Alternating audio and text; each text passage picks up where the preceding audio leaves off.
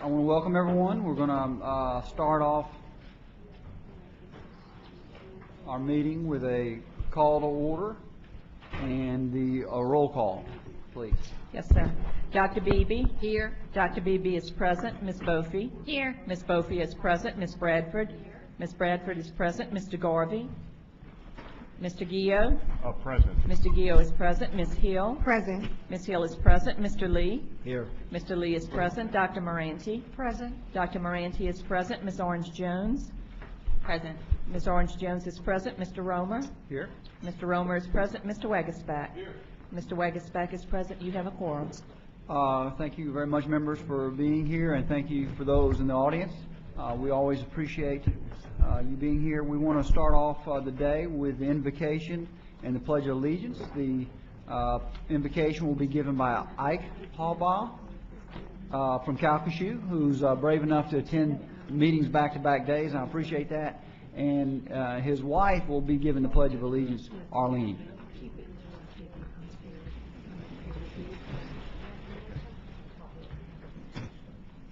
Heavenly Father, we pray that you will give us your gift of knowledge, that we might always make the best decisions for the good of all the school children in Louisiana.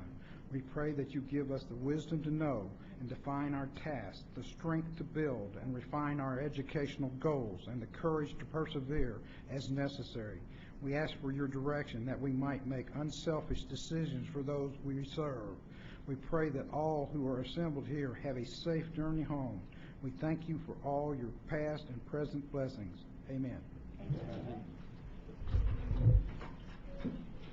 I pledge allegiance to the flag of the United States of America and to the republic for which it stands, one nation, under God, indivisible, with liberty and justice for all. Thank you. I'd be remiss if I didn't mention that Arlene Hallbaugh is a career educator from Calcasieu, and we appreciate the work you've done and you taking time to be here and give us good input. So thank you very much. I'd like to move next to the approval of the agenda. So moved. Second. Is there any objection to the approval? Hearing none, agenda is approved. Approval of the minutes from June 19th, 2013. So moved. Second. Any amendments that anyone needed to be recognized? Yes. Mr. Romer. On the minutes. No, not on the minutes. Okay. But I have a question. Yes, ma'am. So hearing no objection to the minutes are approved. We will do a few things this morning. We're going to hear first the report from the state superintendent. Then we will hear from our lieutenant governor on an exciting program that his office is leading. Then we have a couple of moments of personal privilege that we're going to recognize. But before I do that, I want to, Ms. Beebe, you have a question? Yes, sir. I don't see a copy of an emergency agenda. Is that going to be presented later, or I'd made a request for an emergency agenda item to be placed dealing with a discussion of Common Core and In Bloom. I don't. Per our conversation on Monday, Ms. Beebe, you said you'd be happy to have the superintendent also address those in his remarks today. And that Ms. request. Heather, please don't take me back. You know, I came with a positive attitude this morning. I put the request in writing. I don't want to repeat performance. I asked for a discussion, first of all, an emergency agenda item. And in that agenda item, I wanted a discussion of Common Core and In Bloom, and as part of the retreat discussion, I gave the rationale. And then as part of our conversation, Dr. Beebe. Who did you converse with? We were conversing as a group. You were conversing with Mr. Romer and other board members, and they asked if instead if the superintendent could address that in his remarks today. Well, and you said the yes. question was not directed to me. It was my item. I followed proper protocol, and so I didn't agree to that. So I would ask Mr. Romer that we have an item, an emergency agenda item. I fulfilled the timeline, and I want the agenda item as requested, sir. Dr. Beebe, apologize just, if I misunderstood. Mr. Chairman, if I may. Mr. President, thank you. If it would help you, I'm happy to slightly adjust my comments and to make my report and thus our dialogue this morning about that subject. I'll defer to you, of course, but if that's helpful, I'd be happy to make what's about to happen all about that, if that's of interest. I requested it as out of courtesy to constituents who asked that it be placed on the agenda. They also want to be afforded the opportunity to communicate their concerns. And again, I'm going to be very candid. I think this is a way to circumvent public participation. And I'm trying to be very professional. But again, the request was made, and I don't know, I guess I'm going to, in the future, I will send email requests. I'll send it to media outlets throughout the state so that I can be treated with the respect as an elected member of this body. We can, first of all, Ms. Boffey?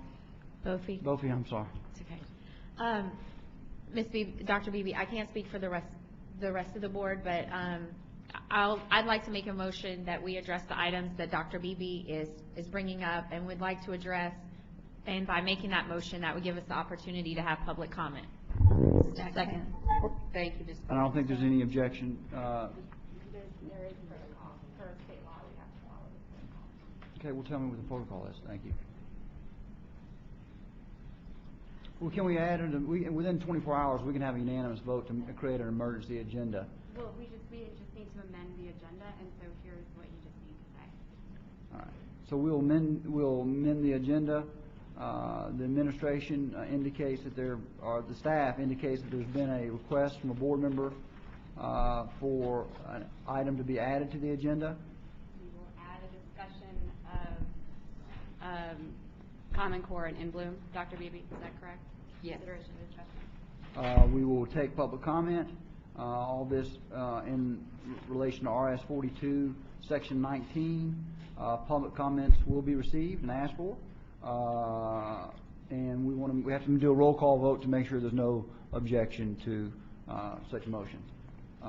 Assuming it'll be unanimous approval, which I anticipate, the item will be added and a discussion and public comment taken. Roll call quickly, please. Yes, sir.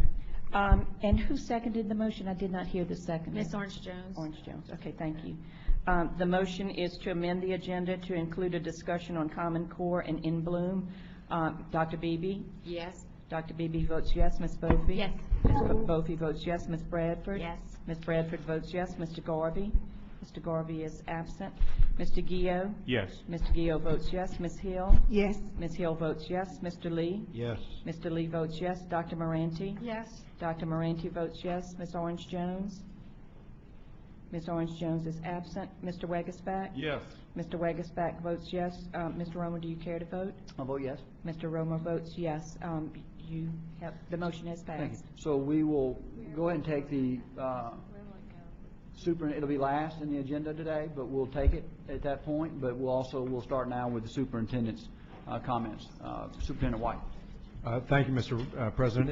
If it's okay with you, Mr. President, I still might make some of my comments having to do with the topics that Dr. Beebe raised. Fantastic. I want to just continue to update the board on the process of adopting new basic expectations for students in all grades in reading, writing, and mathematics.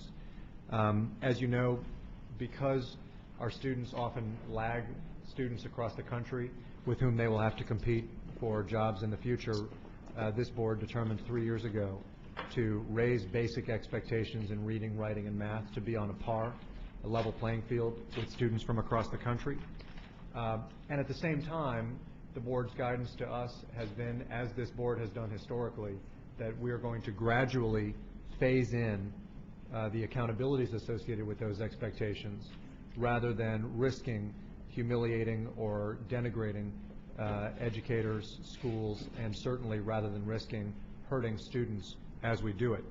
I wanted to update you on this 5-year transition process that started in 2010 and will run through 2015 so that you have a sense of it. I know that increasingly it's being discussed publicly and to answer questions and concerns and have a discussion about it.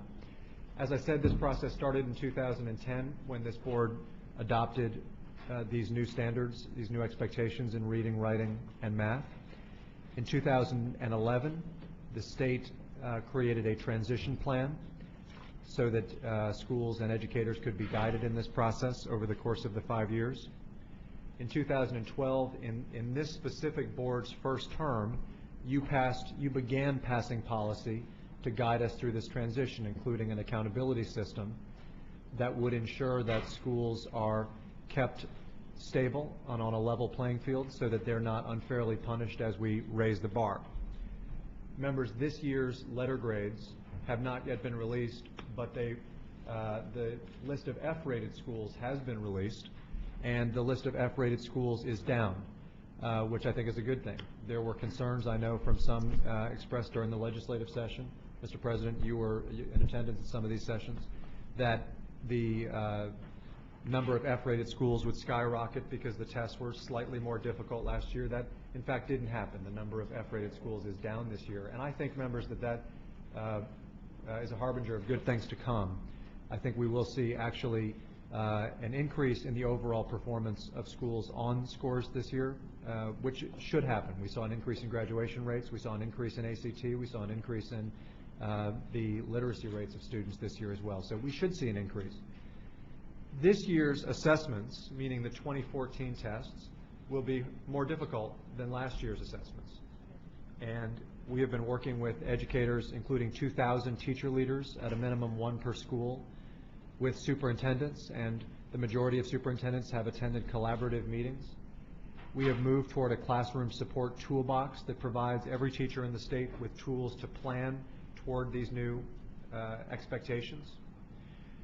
And this year's assessments will be more difficult. At the same time, you will be considering policy to ensure that we do not humiliate, we do not denigrate, we do not hurt educators, students, or schools in this process. And we will be bringing to you in December elementary and middle school policy around promotion and around educator accountability.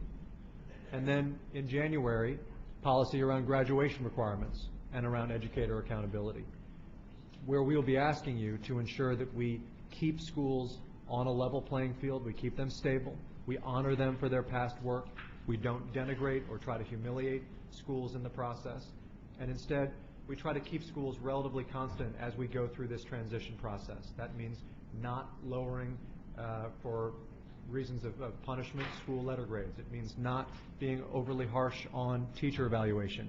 And it means not hurting kids in the promotion process just because they used to have been taught to a lower standard. And those will be the policies that we'll be asking you to consider in December and in January. In the 2014-15 school year, as you know, our assessments of literacy, meaning reading and writing, and math will be the same assessments that states around the country will take. And we'll have, I think, an incredible opportunity, not just to be able to look at the ACT, but to be able to look all the way down to third grade to see how our kids are stacking up. Our educators will have an incredible opportunity to see very detailed reports about the skills that we're teaching in Louisiana as opposed to the skills that are being taught in Minnesota or the skills that are being taught in Arizona or anywhere else in America, so that we as a board can ongoing adjust our policy to make sure that over time we gradually raise our standards so that ultimately our kids truly will be on a level playing field. And members, I would just leave you with this idea. I don't think those ideas are in conflict with one another. That on one hand you can raise the bar for kids, and on the other hand you as a board can continue to gradually raise the bar. Not an immediate raising of the bar that drops kids and teachers off a cliff, but instead a gradual raising of the bar. Louisiana is known nationally as a leader in accountability at the school level, at the educator level, and at the student level. That has been because we've ensured the faith of people in our state that when we take that approach of having high standards, we don't do it in a way that humiliates or denigrates the hardworking educators, certainly the kids, as well as our school superintendents and school leaders. I'm going to ask you to continue to take that approach so that we maintain our status as leaders and so that we do the right thing for our kids in this moment of great opportunity. I want to thank you, Mr. President, for the opportunity to present this report, and I'm happy to take questions or comments from the board. Does any member have a question or comment at this moment? Ms. Boffi. Thank you. Well, I want to thank you, Superintendent White, for thinking about how we can get the level of instruction where it needs to be as quickly as possible, but also while thinking about how we can handle the new assessments that we anticipate will be harder. And I think that based on the way that Louisiana has acted in the past, that I think our educators are used to that. If you look at the school performance scores and how the bar was raised over time from previous boards, I also think that speaks to the reason why we have fewer F-rated schools, is that over time, as the expectations have been raised, our educators have been able to rise to the challenge, and I think that that's a fair way to do it. So I appreciate you taking this approach and look forward to working on that policy.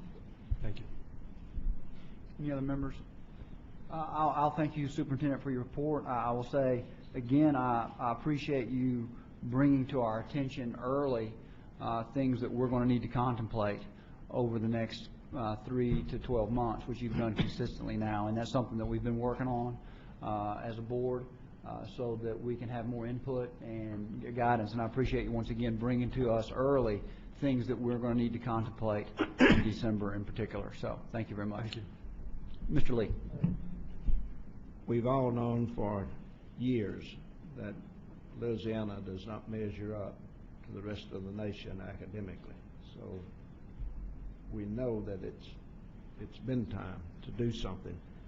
I appreciate your report indicating that while we need to move the bar up and we need to be able to compete academically with the rest of the nation, we need to do it in a way that does not degrade teachers or schools or parents, which to me really is saying we're going to have to give more effort to those who need help the most. So it's going to take a transition time, and I appreciate you recognizing that. Thank you, Mr. Lee. Ms. Beebe. Thank Or you, Dr. Mr. Beebe, Lee. I'm sorry. I want to go on record as thanking the educators throughout Louisiana.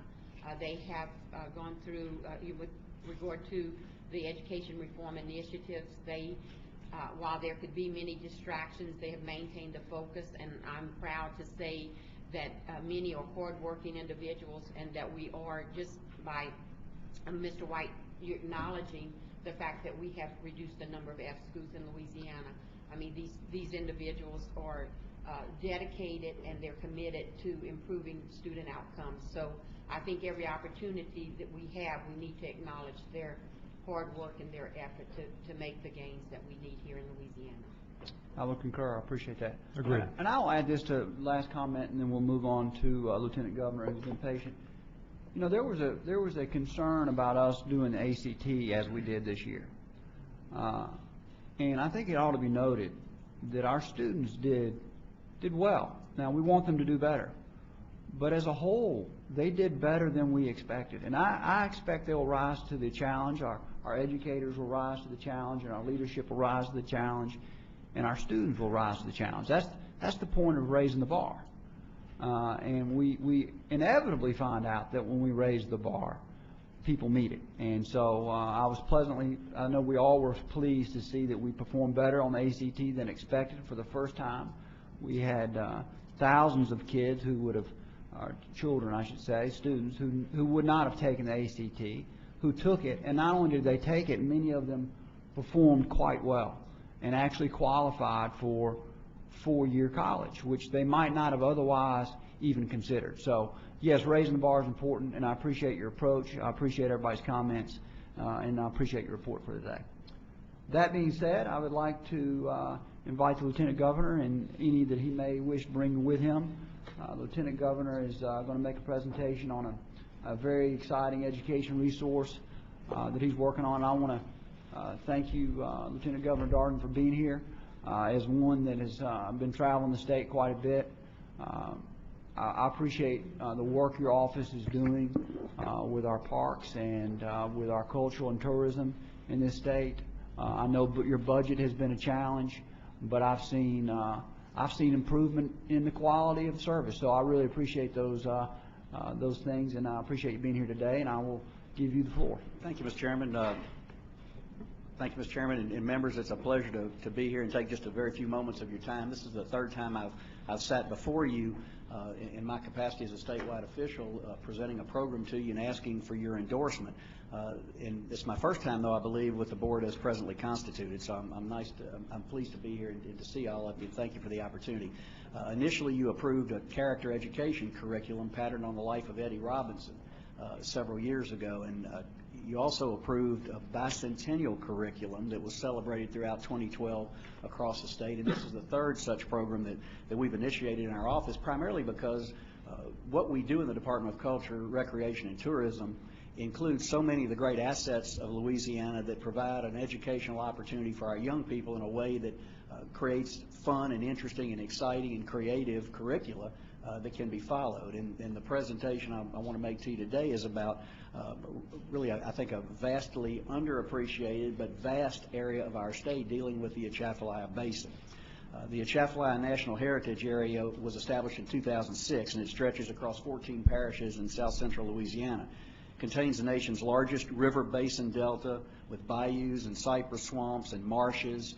The basin provides an outstanding habitat for 24 federal and state listed threatened or endangered species, including Louisiana black bear, the brown pelican, and bald eagles. And much of this land remains a wilderness.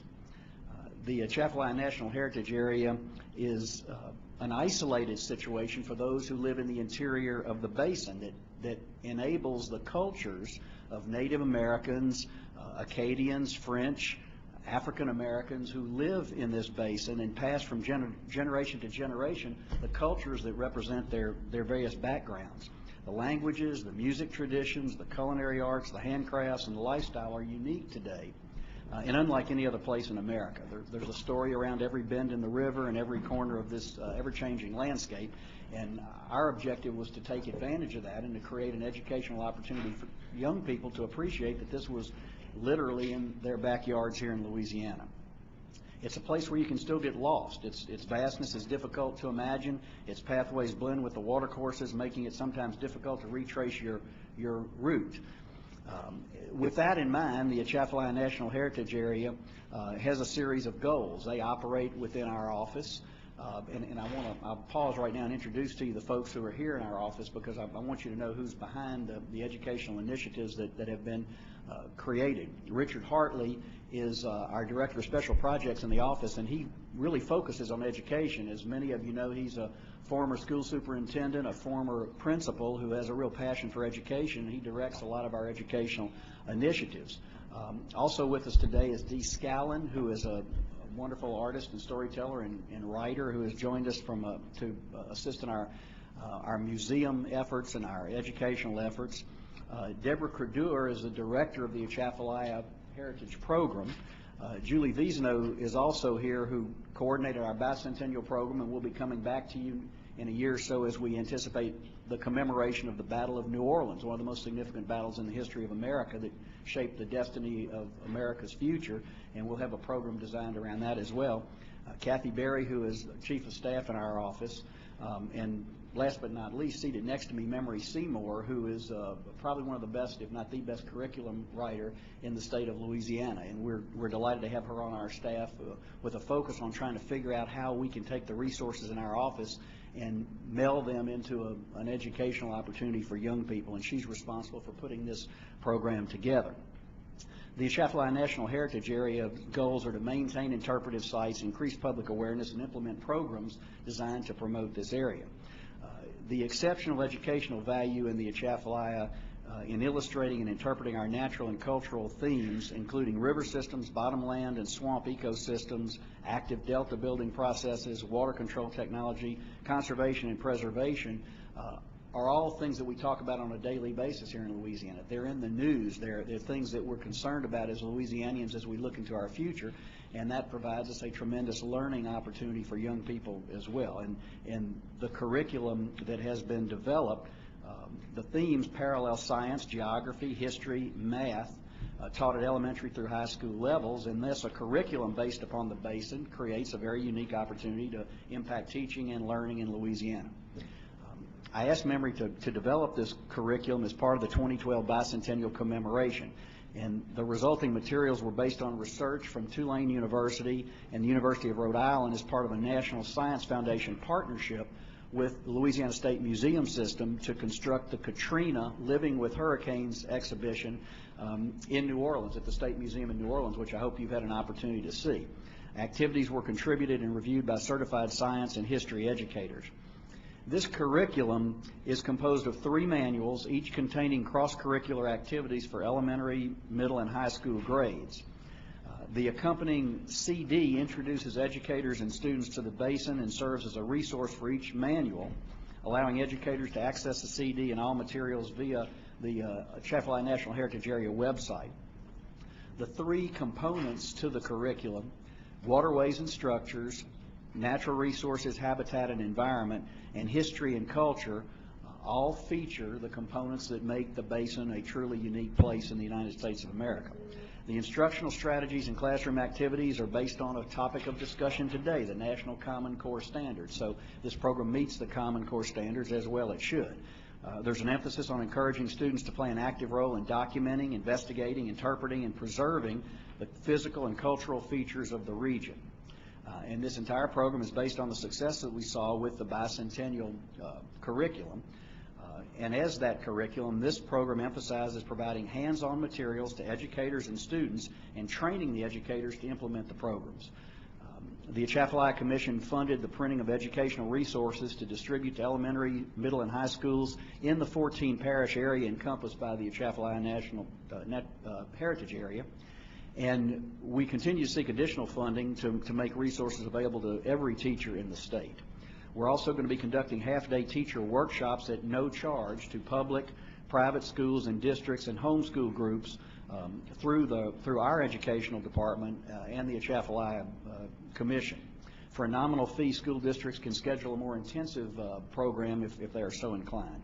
We've provided you with a copy of the Atchafalaya educational materials, including the CD, and I would ask you to support and endorse the districts by recognizing the importance of this program and making certain that they're aware that it creates an opportunity to promote a very cherished and important part of Louisiana.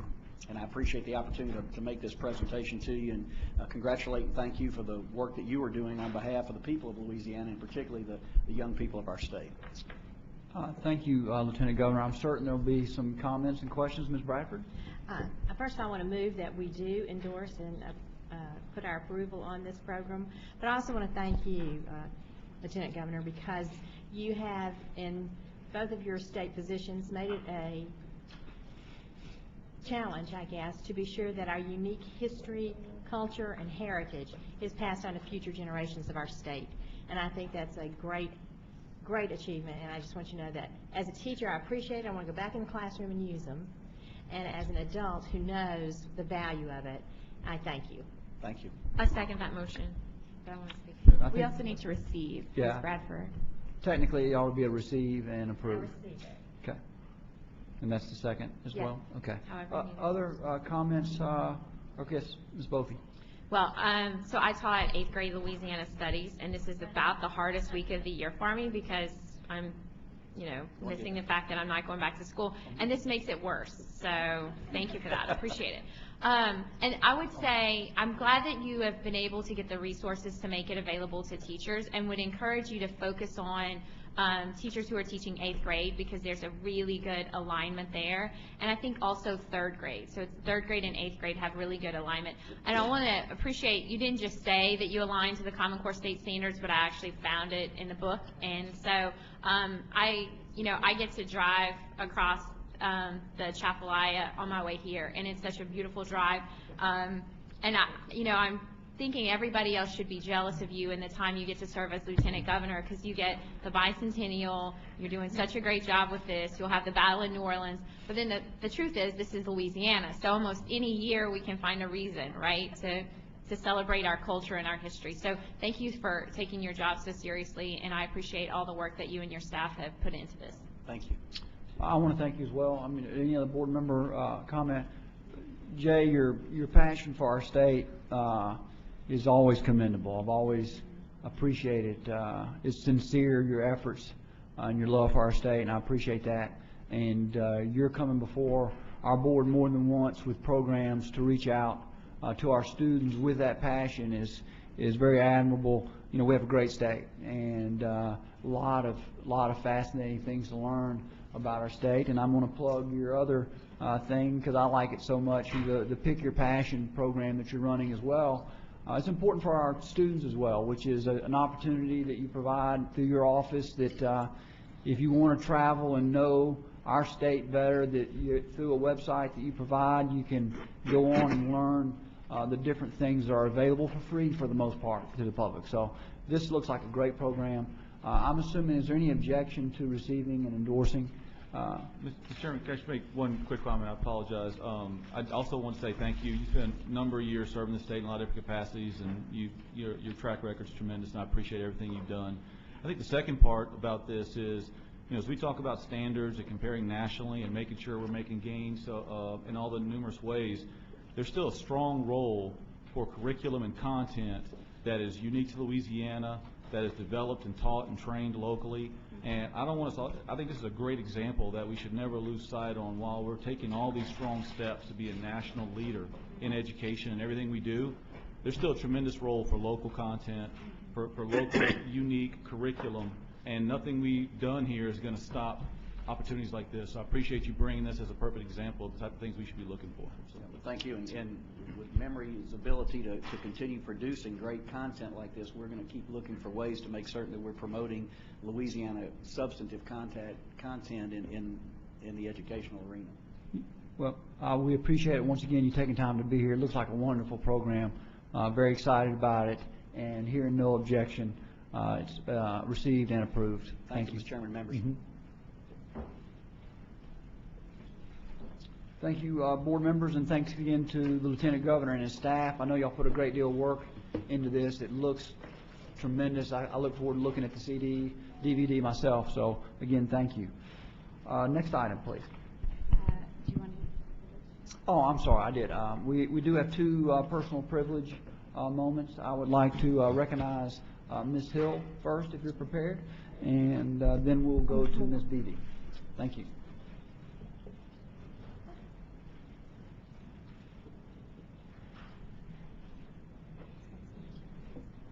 You want me to take a seat?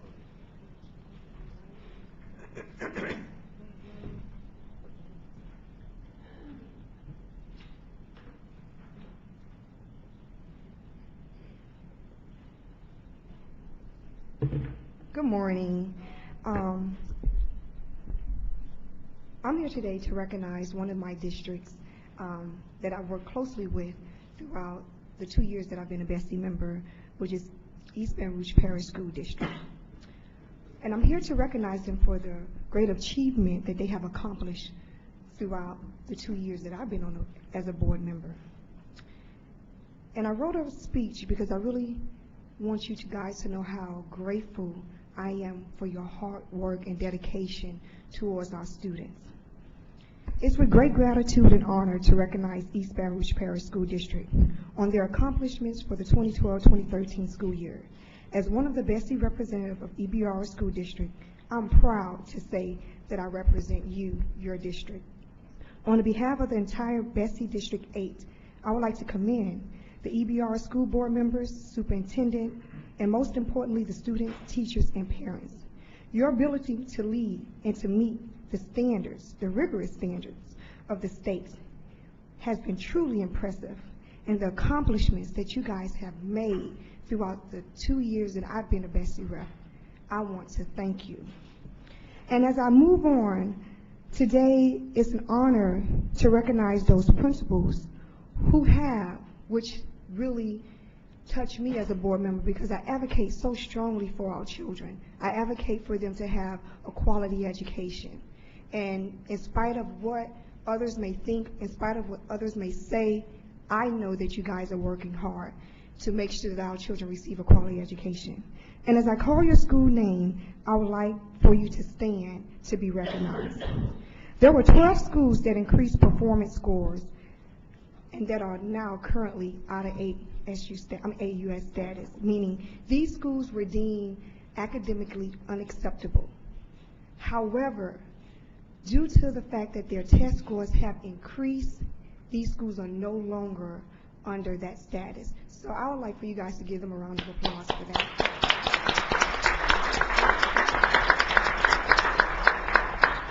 And the 12 schools are 2 high schools. Please stand if you're here. Bel Air High School, Glen Oaks High School. Okay. All right. 3 middle schools, Broadmoor Middle, Capitol Middle, Park Forest Middle. 7 elementary schools, Capitol Elementary, Howard Park, Inspire, Melrose, Marydale, and Park, and Winborn. Please, you guys, let's give these principals a round of applause.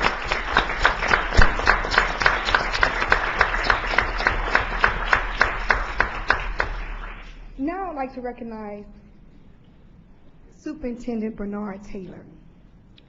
I met Superintendent Taylor maybe a year ago. And when I met him, we were in a meeting, and my spirit allowed me to know that he had a heart for children and to do the right thing. And even though he's not a resident of Louisiana, he have came from Detroit to come to Louisiana to make a difference for our children. And so, Superintendent Taylor, I want to recognize you for your hard work, your dedication, and may you please come forward as I present you with a certificate. And it reads,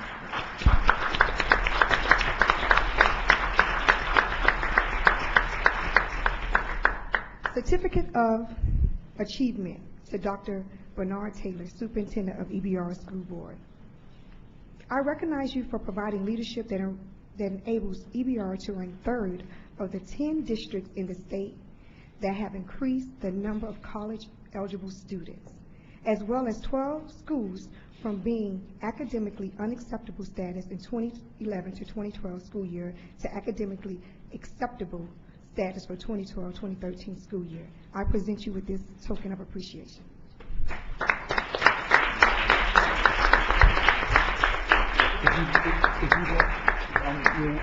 If you would like Dr. Taylor to say a few words, you're more than welcome to say so.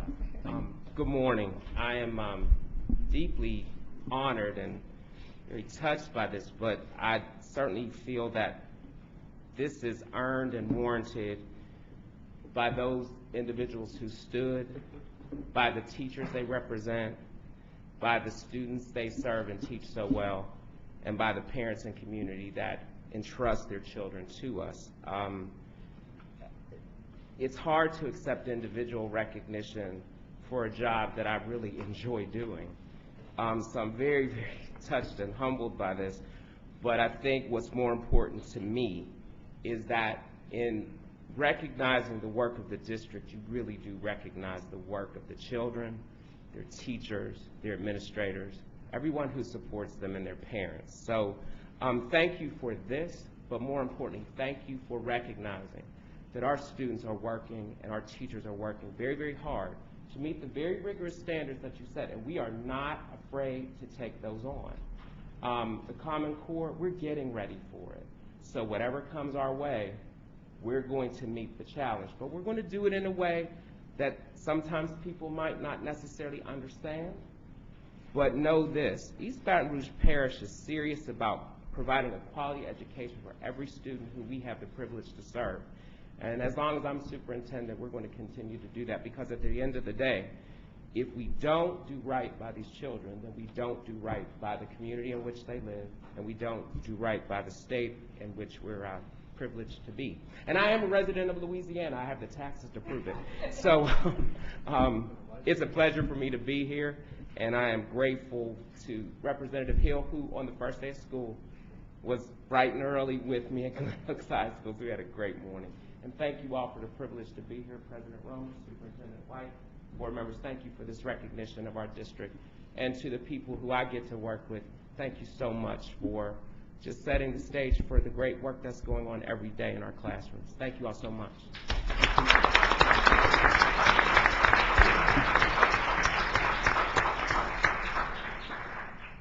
I would like the East Baton Rouge Parish School Board members to join me, please.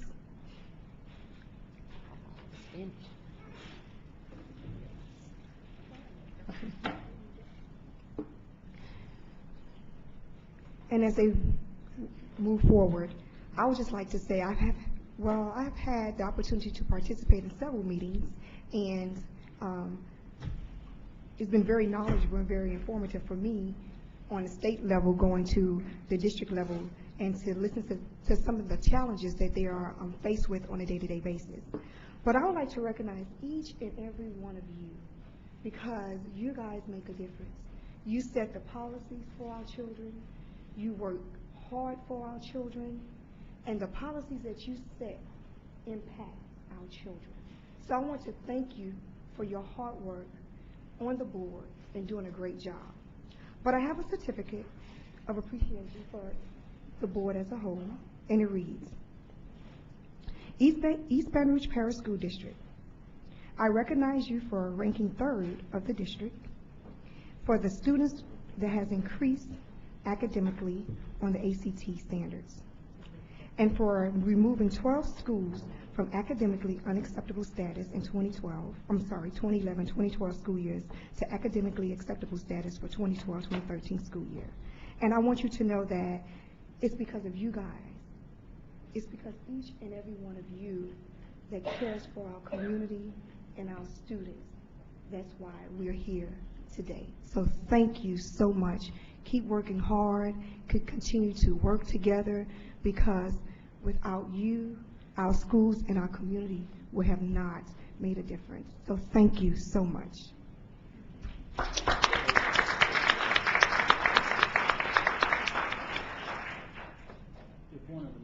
any member would like to make a comment.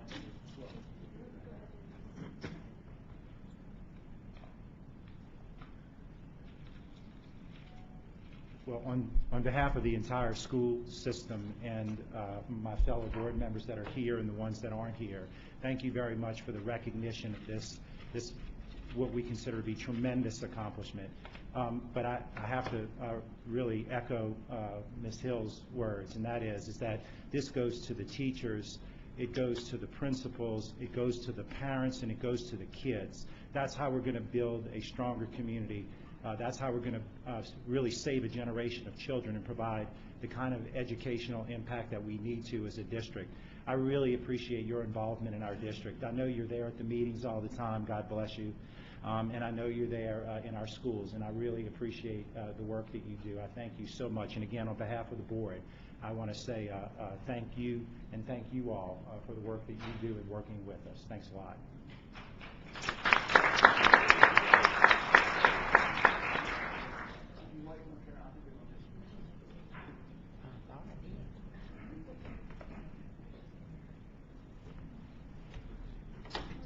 Mr. Romer, if I'm in order, I'd like to make a few comments. I want to congratulate you, East Baton Rouge School Board members, and your team. And I realize that it takes a team approach, but this is what we have to do in traditional education.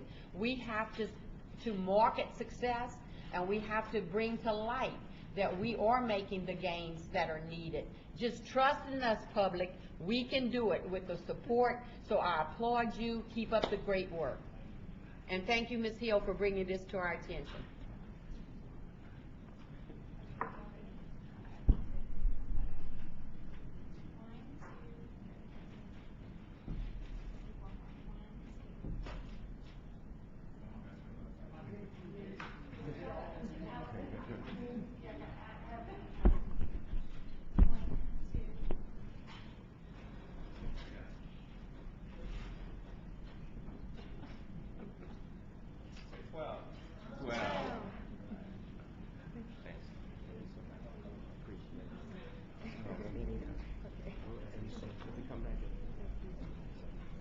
And Superintendent Taylor, I didn't mention you by name, but congratulations to you. I know you're proud.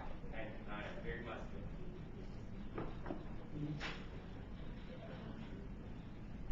Thank you, Ms. Hill, for arranging that. We don't take enough time. We get in a hurry and to recognize people, so I appreciate you doing that.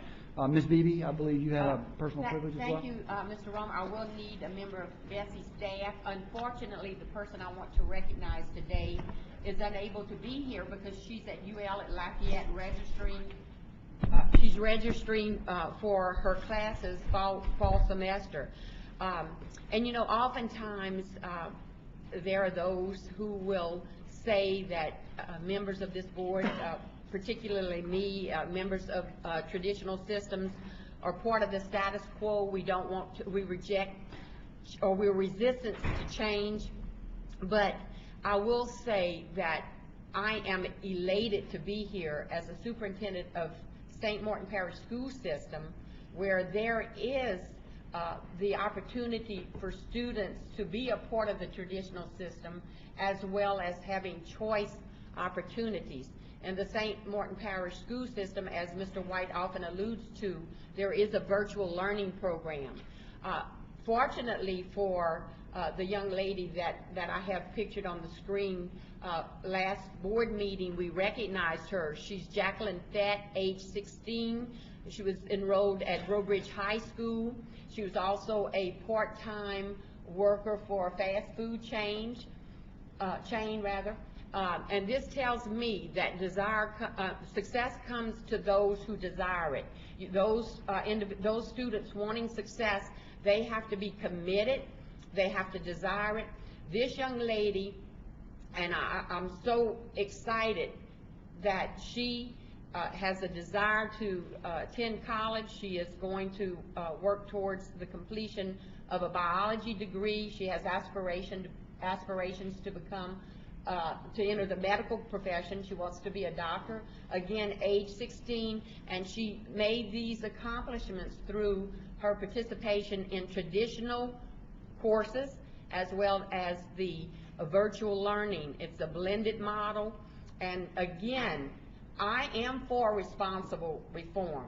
This is responsible reform, and I'm not against all reform initiatives.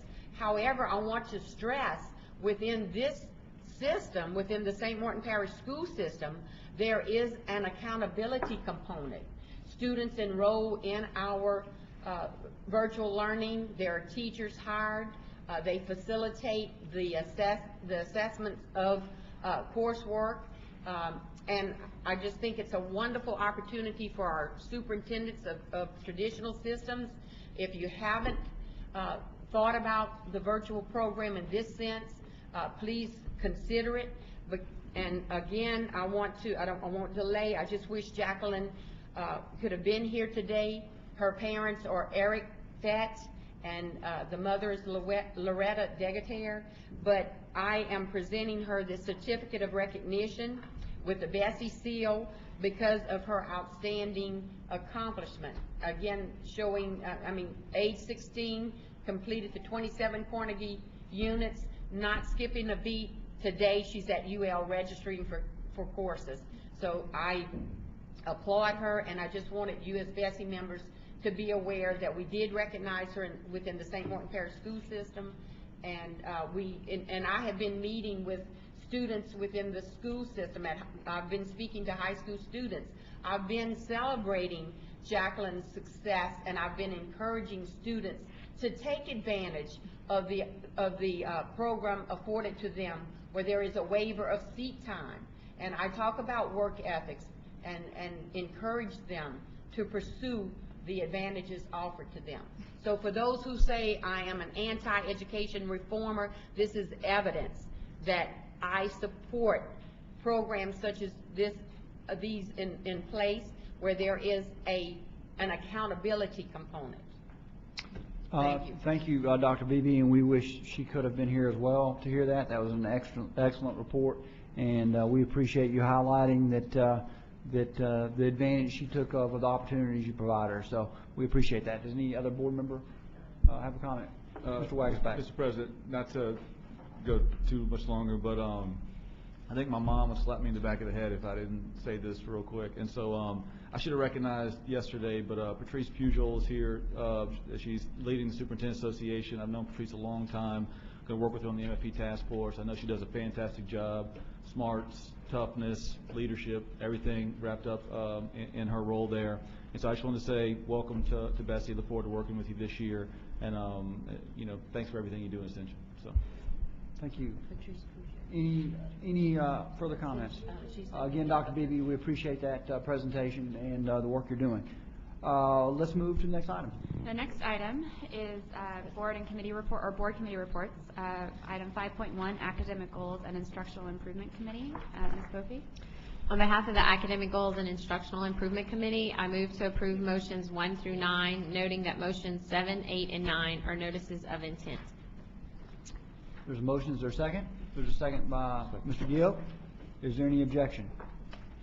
Hearing none, so moved. Next item.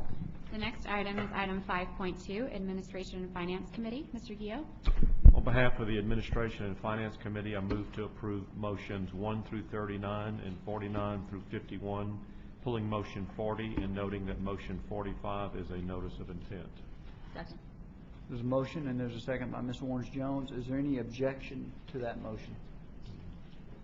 And I believe you hear no objection. Those items are approved, and you pulled item 40. 40. I believe, Ms. Jones, did you request that item to be pulled? I did. On the...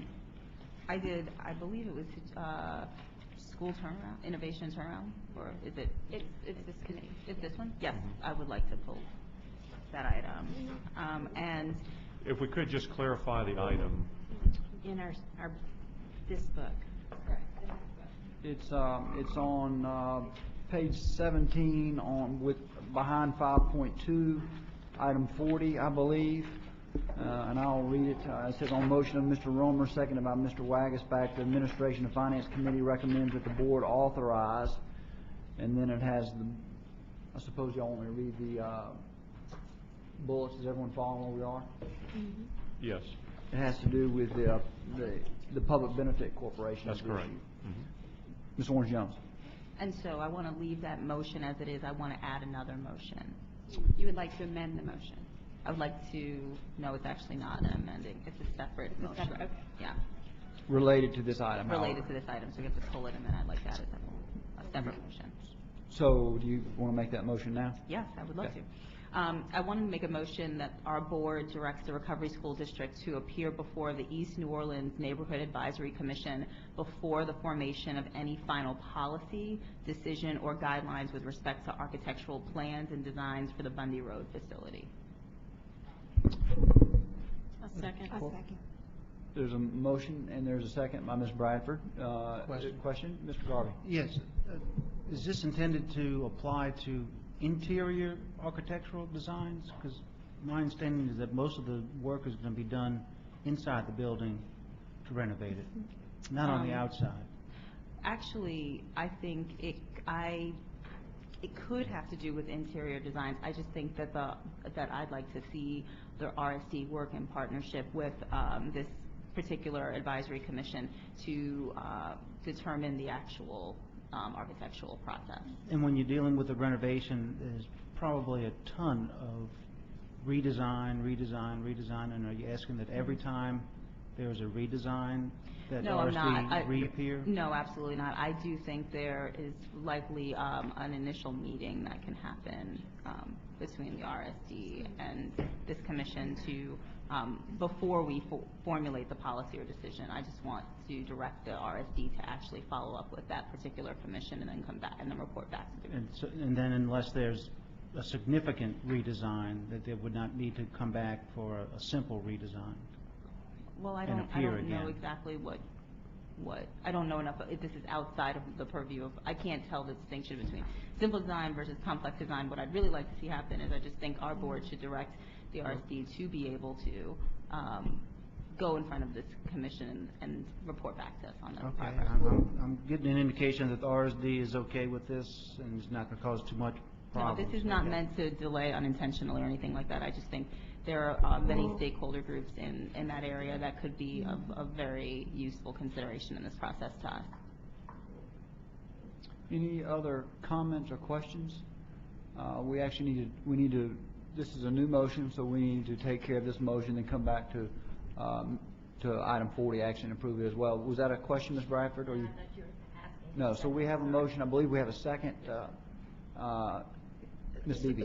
So could someone clarify what this, you said advisory board?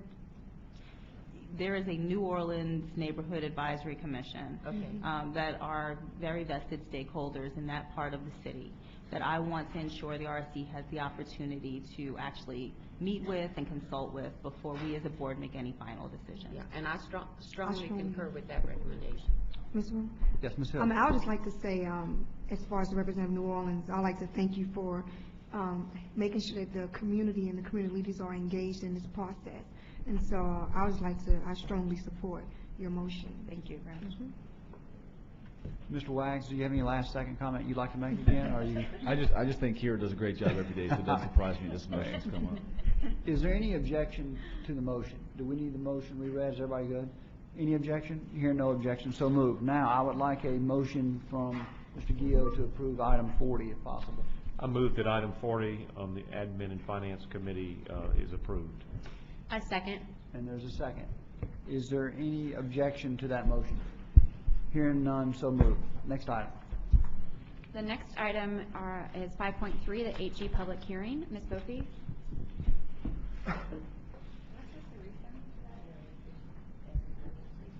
Will you receive the minutes, please? So moved. There's been a request to receive, a passion plea to receive the minutes. I think there's been a second. Is there any objection to receiving the minutes? Hearing none, so moved. Next item. The next item is item 5.4, the Educator Effectiveness Committee. Ms. Orange-Jones? On behalf of the Educator Effectiveness Committee, I move to approve motions 1 to 8. There's a motion, and there is a second by Ms. Bradford. Is there any objection or question? Hearing none, so moved. Next item. The next item is item 5.5, the School Innovation and Turnaround Committee. Mr. Garvey? Yes, on behalf of the School Innovation and Turnaround Committee, I'd like to recommend approval of items 1 through 24, noting that items 23 and 24 are notices of intent. There's a motion, and there's a second by Ms. Bradford. Is there any objection? Hearing none, so moved. Next item. The next item is item 6.1, the HG Advisory Council report, and the motion would be to receive the minutes and approve the tentative agenda. So moved. So there's a motion to receive the minutes. There's a second by Ms. Bradford. Is there any question or objection to receiving the minutes? Hearing none, so moved. Next item.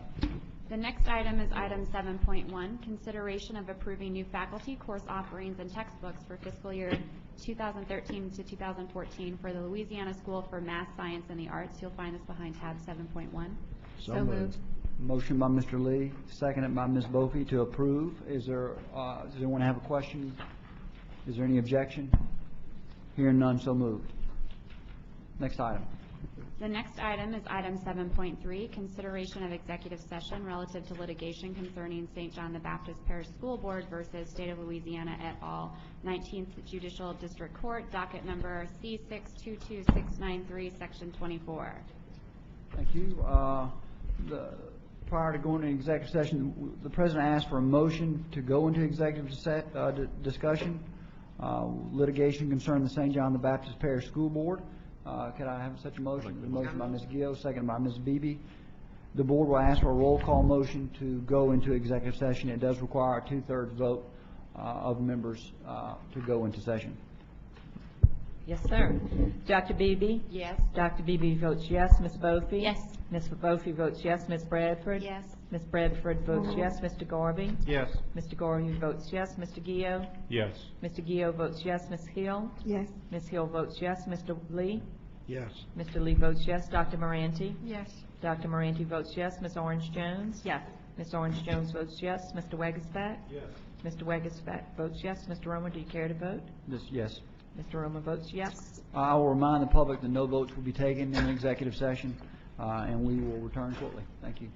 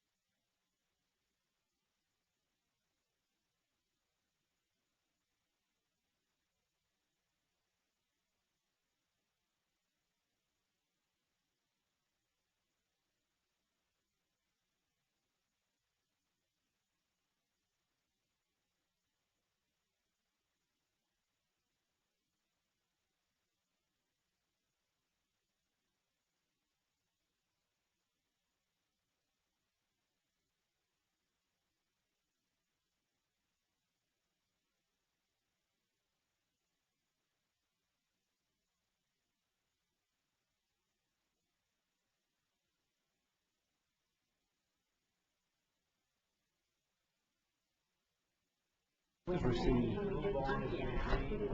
Yeah. Just receive information. We just receive information. Board members, I do need a motion to reconvene into regular session. Mr. Garvey? So moved. Seconded by Mr. Wagasback. Do we need a roll call vote to reconvene? No, sir. Is there any objection to reconvening into regular session? Hearing none, so moved. I would suggest we just receive the information. Well, we don't have to do a motion We don't at have to do all. anything? There's Okay. no action to be taken. Okay, so next item, The please. next item is item 7.4, consideration of a discussion on Common Core and In Bloom. And why don't we wait till the superintendent comes in, and we will proceed at that point.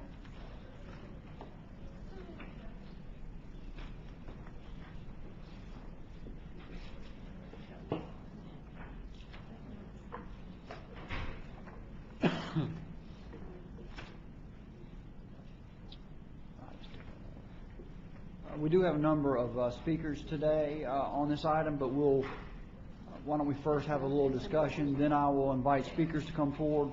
I'll remind speakers to try to keep to 3 minutes if you can. And, okay. And why don't, Ms. Beebe, if it's your item, if you'd like to make a motion to receive the discussion, just so we're in order. There's a motion to receive the discussion. There's a second by Mrs. Bradford. And why don't we restate quickly, now the superintendent's in, the item. So this is consideration of a discussion on Common Core and In Bloom. Ms. Beebe, would you like to begin? Or Yes, sir. I'd just like to offer clarification stating the rationale for placing it on the agenda. In fact, I've had some constituents communicate concerns, and I know that within school systems, we have an obligation to fulfill the Common Core requirements. So I want all of you to know that the discussion I have had within my school system is that, you know, we are going to be compliant with state mandates, and we're doing our due diligence to implement Common Core. The major concern I have as the superintendent of a school district is due to the most recent news article where Governor Bobby Jindal was quoted as saying that he opposes a federally mandated curriculum, and there have been discussions within the St. Martin Parish school system and beyond regarding those statements. And in fact, I will go a step further to say the article also stated that Governor Jindal would have a conversation with his BESE appointees. So I think this is creating somewhat of a concern moving forward, because I do know that the educators I've had the privilege of working with, they have gone through various teacher evaluation programs, and the common saying is, "This too shall pass." So my reason this morning is to have Superintendent White address his position, or to reiterate his position and BESE's position on the implementation of Common Core, because as I say, you know, there's even been there were news articles regarding the PARC assessment, and after we move away from LEAP and ILEAP, you know, what are the assessments to be used? And there was even a mention that we're not certain if PARC is the assessment that will be used. So I am asking Superintendent White to state our position as we move forward. And also the concern for In Bloom is I have had constituents, students for that matter, reach out to me requesting, and I'm sure that you have been copied, but requesting that their personal data, the information, and we've all had the discussion about what would be stored in the In Bloom data system. So I need I'm asking Superintendent White to clarify the process. When we receive these emails, is there communication back to these individuals indicating what is going to happen with the request? And indeed, I also recall a news article stating that Superintendent White said that Louisiana is distancing itself from in-bloom participation, and there was also mention of a task force or committee to address those concerns regarding the in-bloom storage. So I think this is an opportunity for Superintendent White as we move forward to let the public know, because there are many people with concerns. So that was the purpose of adding this to the agenda. Great. Well, I really appreciate it. I, at an April meeting, shared that our state will not be participating in the In Bloom initiative. I communicated that to In Bloom. At a later meeting, some members of the audience requested that I communicate that in a certified letter rather than just in a regular letter, so I did that. We have no data in Bloom. On the question of the Common Core, our position is that our kids can compete with any kids in America and should be given the right to, and so we're going to continue our raising of expectations to adopt the same basic expectations for reading, writing, and math that other states have done. We are part of the PARC consortium, which we will be measuring that. But as I said today, we shouldn't do that as we raise the bar in a way that punishes any of the educators or the students involved. And so you as a board will be asked to adopt policy in December for elementary and middle schools, and in January for high schools, that ensures that evaluation, promotion, and graduation accountabilities are very gradual and are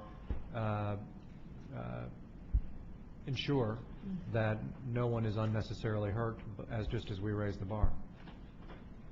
I want to thank you for giving me the chance to articulate that. And I will give every member, I'm going to recognize Ms. Bophy. I'll give members another chance. We do have a couple comment cards. I thought we'll do comments, and then if there's additional questions or comments, then each board member will be recognized. And I'm going to call them out. Patrice Pujol.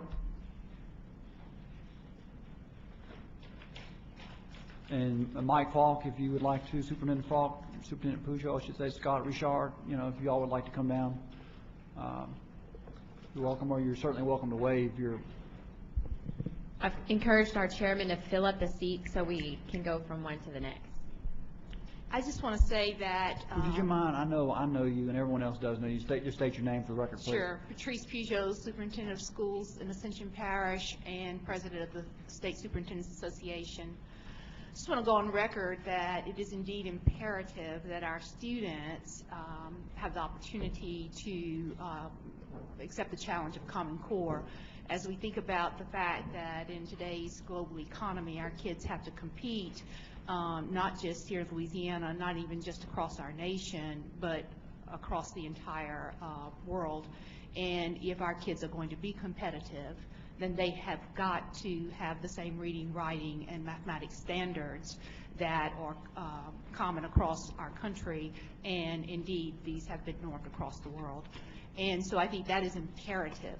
Having said that, there are some concerns among superintendents about being technologically ready for the assessments, and I know that the state has been trying to work and help districts prepare for the assessments. However, a lot of districts are still not technologically ready to do those assessments online, and that is a grave concern for superintendents across the state. Also, I just want to echo what Superintendent White has said, that as we move into the Common Core and expect more rigorous standards in the mastery of those standards from our children, we have to be sure that we are smart in our transitions and that we do some comparative analyses and assure that we raise that bar in terms of students passing from one grade to the next, the kinds of standards, the kinds of grades we give schools, the kinds of ratings we give teachers, that we raise that bar gradually such that people have time and appropriate resources to meet the new standards. I don't have one doubt whatsoever about our kids, our teachers, or our leaders' ability to meet the standards. given the appropriate resources and time. But do know that the technological resources are indeed a grave concern for superintendents across the state. Thank you. Mr. Gill. Superintendent Pujo, I'm curious, on the technology side, what percentage of the districts are ready? I don't know the answer to that. Superintendent White probably does. I'd be happy to.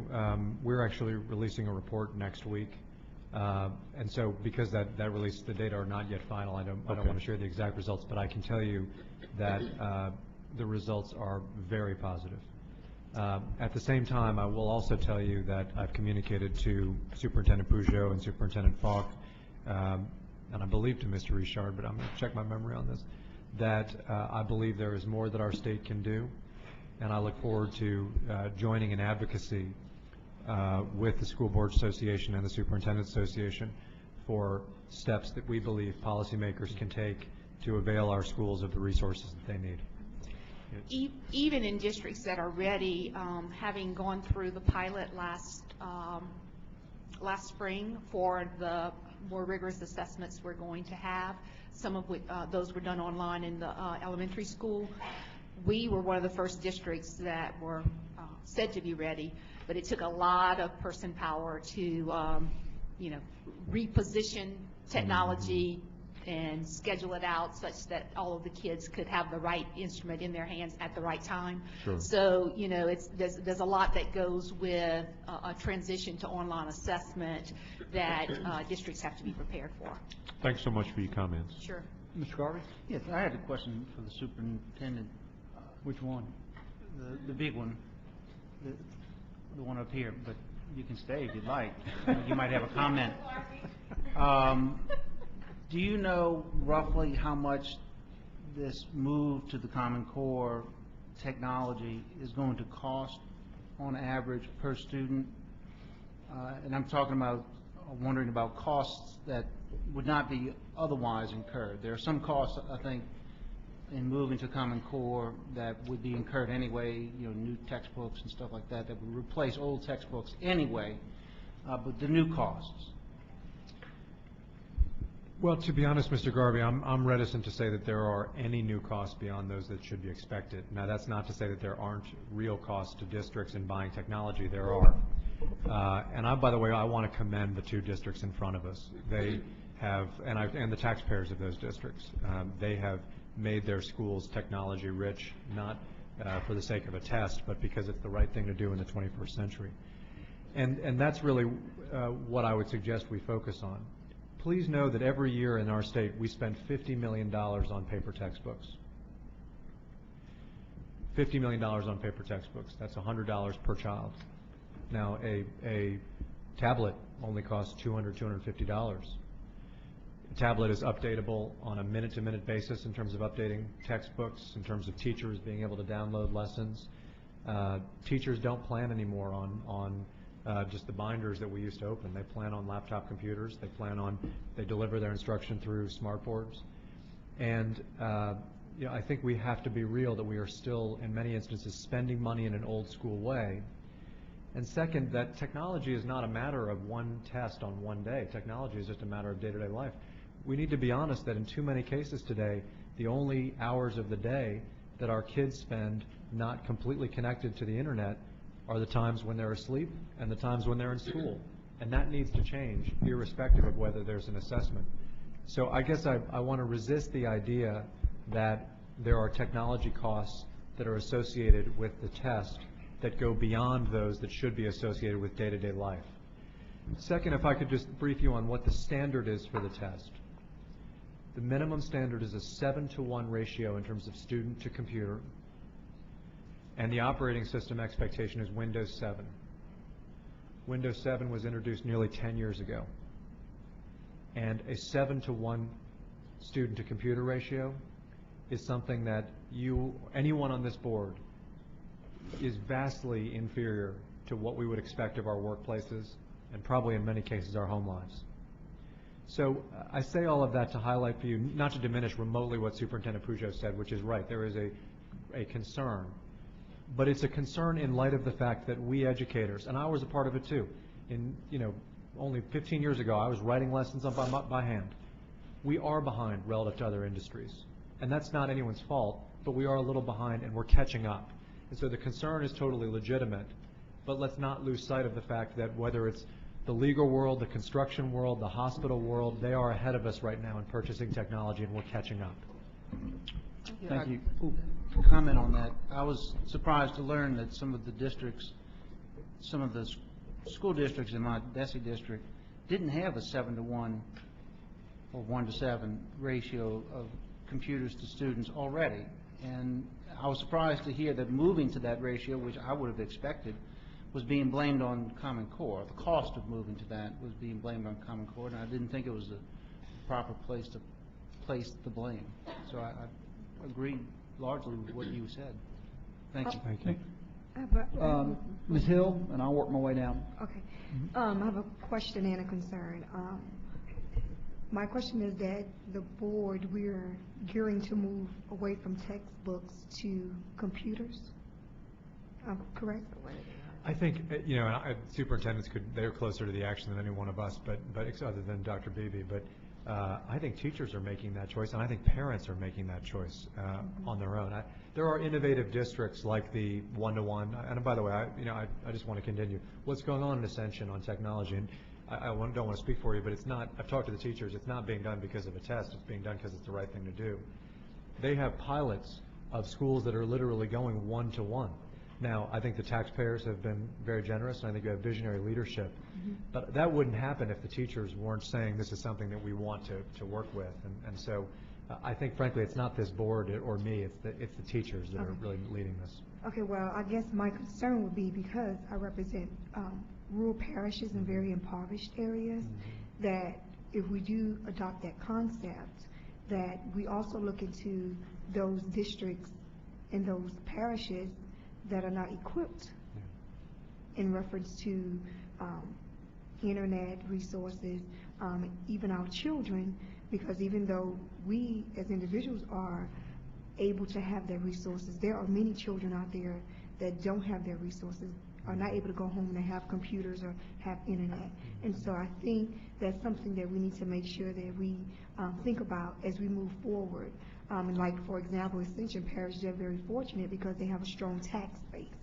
And so, our expectations of them are much greater.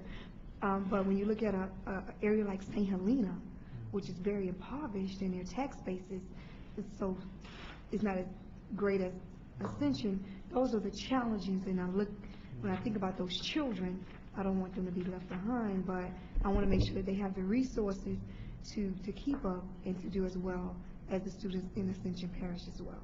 That's a great I've point. got, just so everybody knows, Ms. Bradford, Ms. Beebe, then Ms. Bophy. I'm going to wait till after the public comment. Okay. Ms. Bradford? Yes, and I guess I'm piggybacking a little bit with what Ms. Hill said. Now, I agree, we have to have technology for all students. I believe we are moving to away from paper textbooks. But if I'm hearing you right, and if I know the constituents that I hear from, that the situation is not so much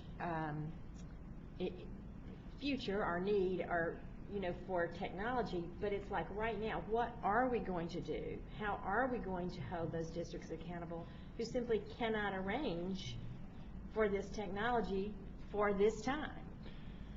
I mean, I guess that is one of my questions. Sure. But also, because I'm going to turn it over to you, I want to put a plug in for the old technology grants that we used to have.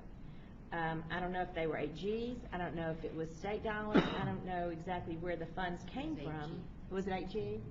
But we could apply for wonderful technology grants, and that was how a lot of schools did improve their infrastructure at that time. So just put a plug in for that.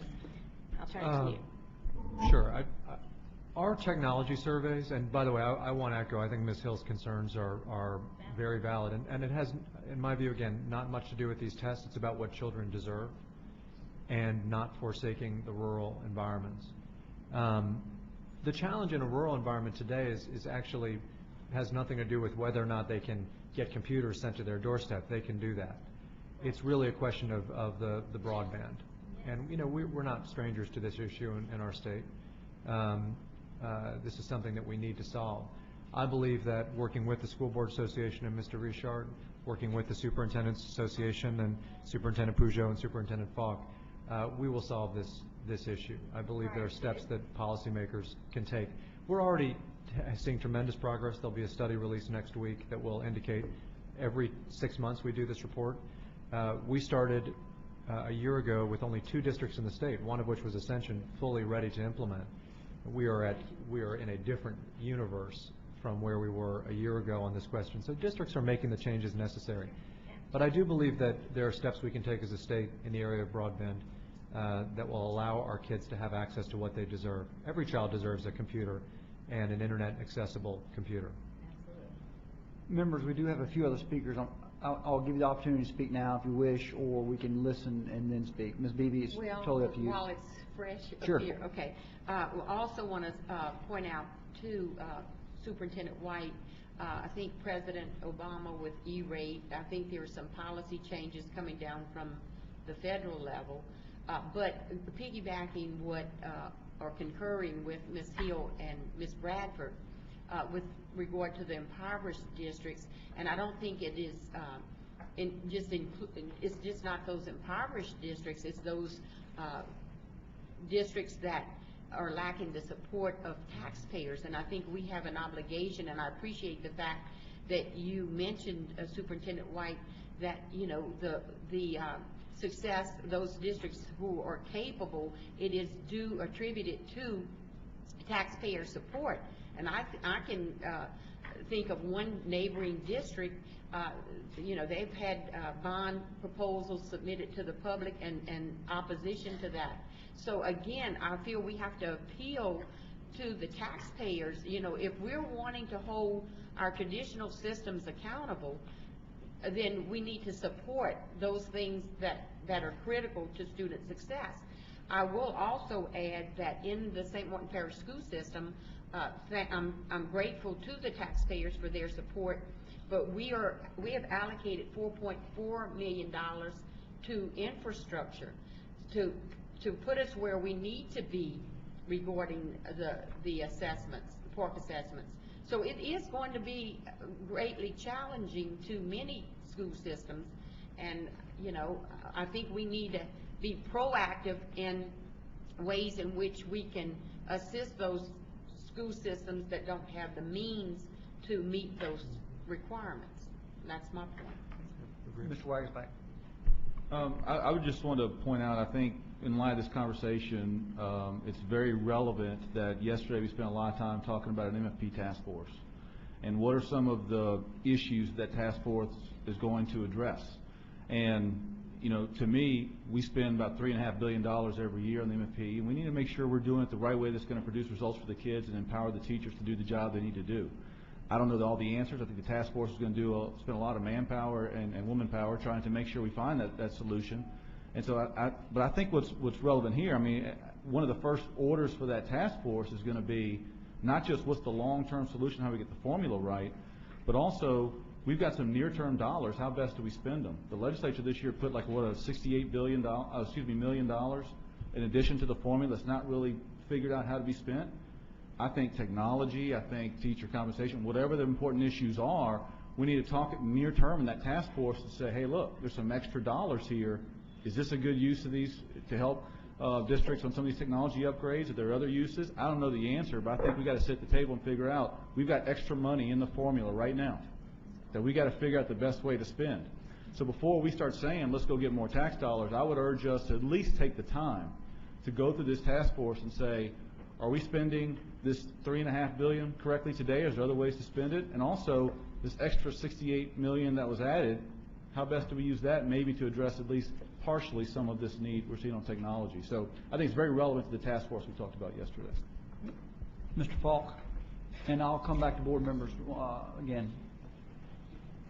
Mr. Falk, then Mr. Richard, and then Dr. Myers. Michael Falk, Superintendent of Schools in Central. The shift to the Common Core causes a refocus, a realignment. And what many districts are doing and have done already is begun to prepare the teachers through in-service, through professional development. And what we have done the last 2 years is we have taken the summers, we have worked with our teachers K through 12 in preparing for the shift to Common Core. That's the biggest question that we've had, not test scores, but the transition to Common Core and the preparation for the teachers to be able to meet the requirements of the new evaluation system. Until you raise the level of expectations that you have for students and for teachers, you're not going to raise the level of performance. By increasing the rigor, by increasing or changing teaching techniques to where you have more critical thinking, where you have student engagement, where you have cooperative learning, that's when the shift will come, and your students will be able to compete with any other students because they'll be able to think and perform at the higher levels. With the Park assessment, we were one of the pilot projects. At first, we were not viewed as having the necessary infrastructure, but once they reevaluated it, they saw that we did have the things in lines, and we were able to test our students' grades 3 through 8 on the pilot. What are we doing with that? We're analyzing where our students are right now and what we need to do to get them at a higher level. So we're taking those results from the pilot, we're using it, sharing it with the teachers, and we're changing the things that we're doing in the classroom so that our students will be better able to meet the requirements of whatever test is given to them. E-rate is an opportunity for many districts that have a large number of students on free and reduced lunch to look at the broadband, the capacity internally. That's going to be the big issue. Ms. Peugeot has a real good one-to-one iPad. We just initiated that with our 6th graders. What I'd like to do is I'd like to have a 4-year grade span, 5, 6, 7, and 8, and then 9, 10, 11, 12, and implement that at once, because we've analyzed it, and those iPads are good for about 4 years, and then they become outdated.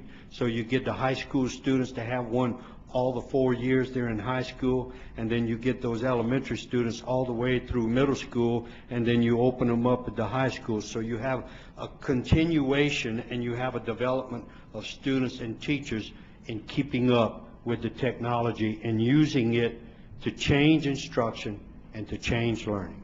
Appreciate your comments. Mr. Chairman? Yes, Ms. If I Jones. just might, before, I just wanted to respond to your comments. I just want to let you know how much I appreciated your remarks, your passion, your clarity.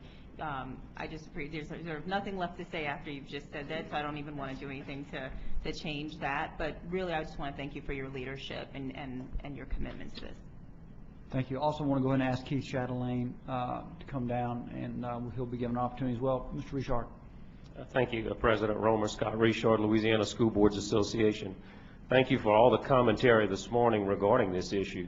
It is a moving target, and it is an infrastructure problem in our state that's much bigger than BESE, much bigger than school boards, much bigger than superintendents. And I just wanted to pledge to you all as stakeholders that the School Boards Association stands ready to work cooperatively, because we will need the political capacity of every elected and appointed BESE board member, the state superintendent, all the various stakeholder groups, lobby, cable, PAR, Stand for Children. I think this is one of the areas that we can all come to the table in total agreement that it is the right thing to do. We need to move our state forward, and fully funding technology integration throughout all of our schools and school districts, not only with devices, but with the infrastructure, the bandwidth, the networking capabilities of school districts that doesn't exist as we speak.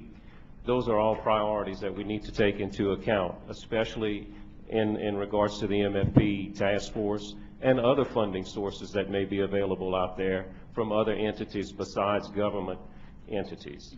And it also raises the level of awareness that we have to have the discussion about security.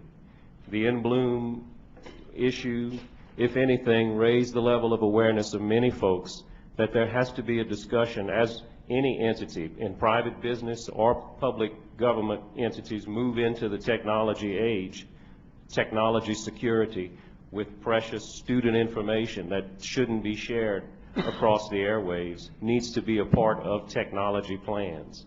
And it's an area that school boards, superintendents across the state need to take very seriously in regards to the viability and the importance of a long-term and short-term technology plan that often gets overlooked with all the other issues that are occurring as we transition and try to reform our public education model in Louisiana. And with that, I'll be quiet and just want to reiterate that I would hope this is one issue that all of us can come together on and move our state forward with. Thank you. Thank you, Mr. Bouchard. Dr. Myers? Yes, my name is Elizabeth Myers. I am an educational historian researcher. I'm a parent and a grandparent of children in public schools in Livingston Parish. And I come to you in two capacities. One is a researcher over a decade on national and international education reform, and the other one is as an active member of my community, often in and out of clubs and speaking with local community members. I want to bring to you their concerns. So these are not just mine. These are the phone calls I'm getting because they know I come up here often to essentially study you and what you do to make public policy, which is essentially my expertise is in the area of public policy. A couple of things I want to address as a researcher is this discussion about global competitiveness as being the rationale for Common Core. Declinist literature has been around since the late 1800s on U.S. declining economy, and first it was the Germans, and then it was Japan, and then others. First of all, U.S. economy remains #1 in the world at $16 trillion. The closest second is China at $18 billion. According to the World Economic Forum, U.S. ranks 5th in productivity.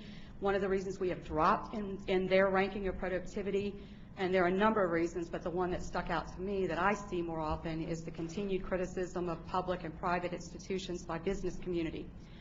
Another is the idea that we don't rank well in international tests. And if you look at the test straight on, yes, we fall in the lower echelons relative. But a Stanford study, which Mr. White often quotes their studies, in a Stanford study, they controlled for social class, and when they did, it bumped up to 12 rankings, bringing us more towards the top 10 at about 12 or 13 when you control for that.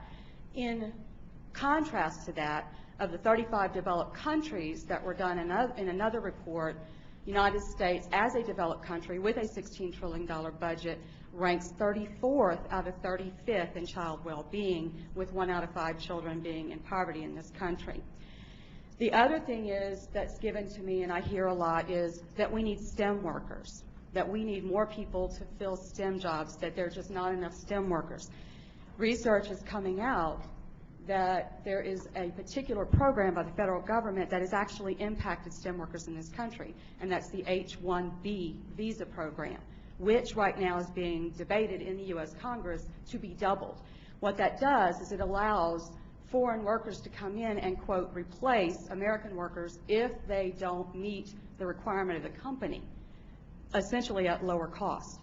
What is happening and what they're finding is that American children or American students, when they go to college, are less likely to enter into the STEM programs, not because they're not able to, but because of the fact that there are simply no jobs. Dr. Myers, if you mind, could you direct it relatedly to how it relates to that relates to, because it's a definite rationale. It's a continual rationale right here in Baton Rouge. When you had that meeting with the corporations that came, this was a #1 rationale, including national security.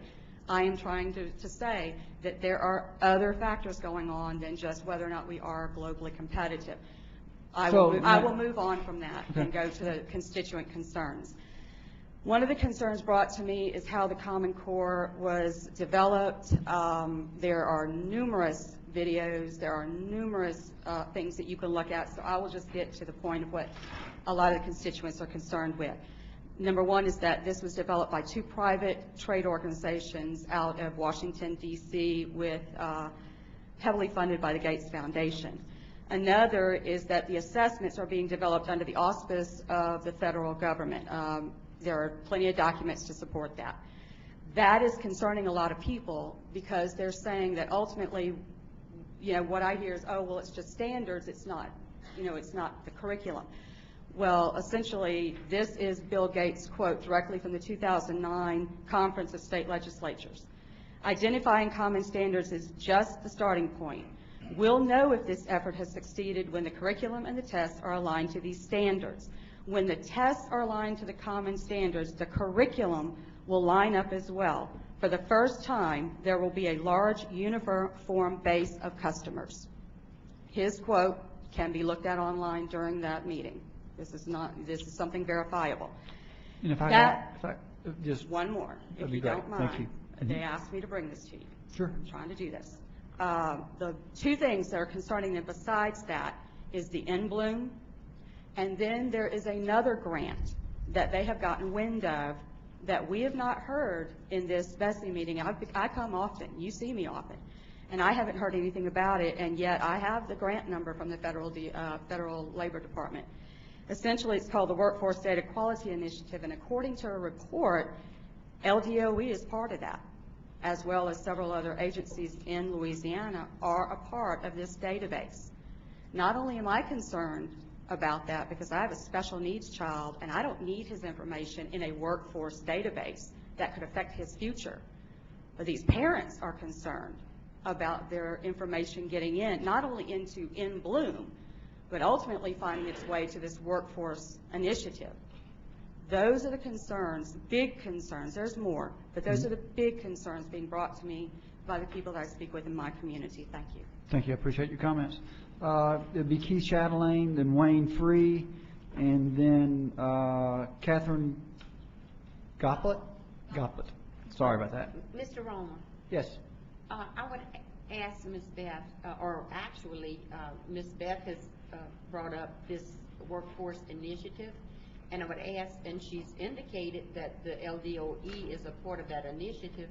So, Superintendent White, is this an accurate statement?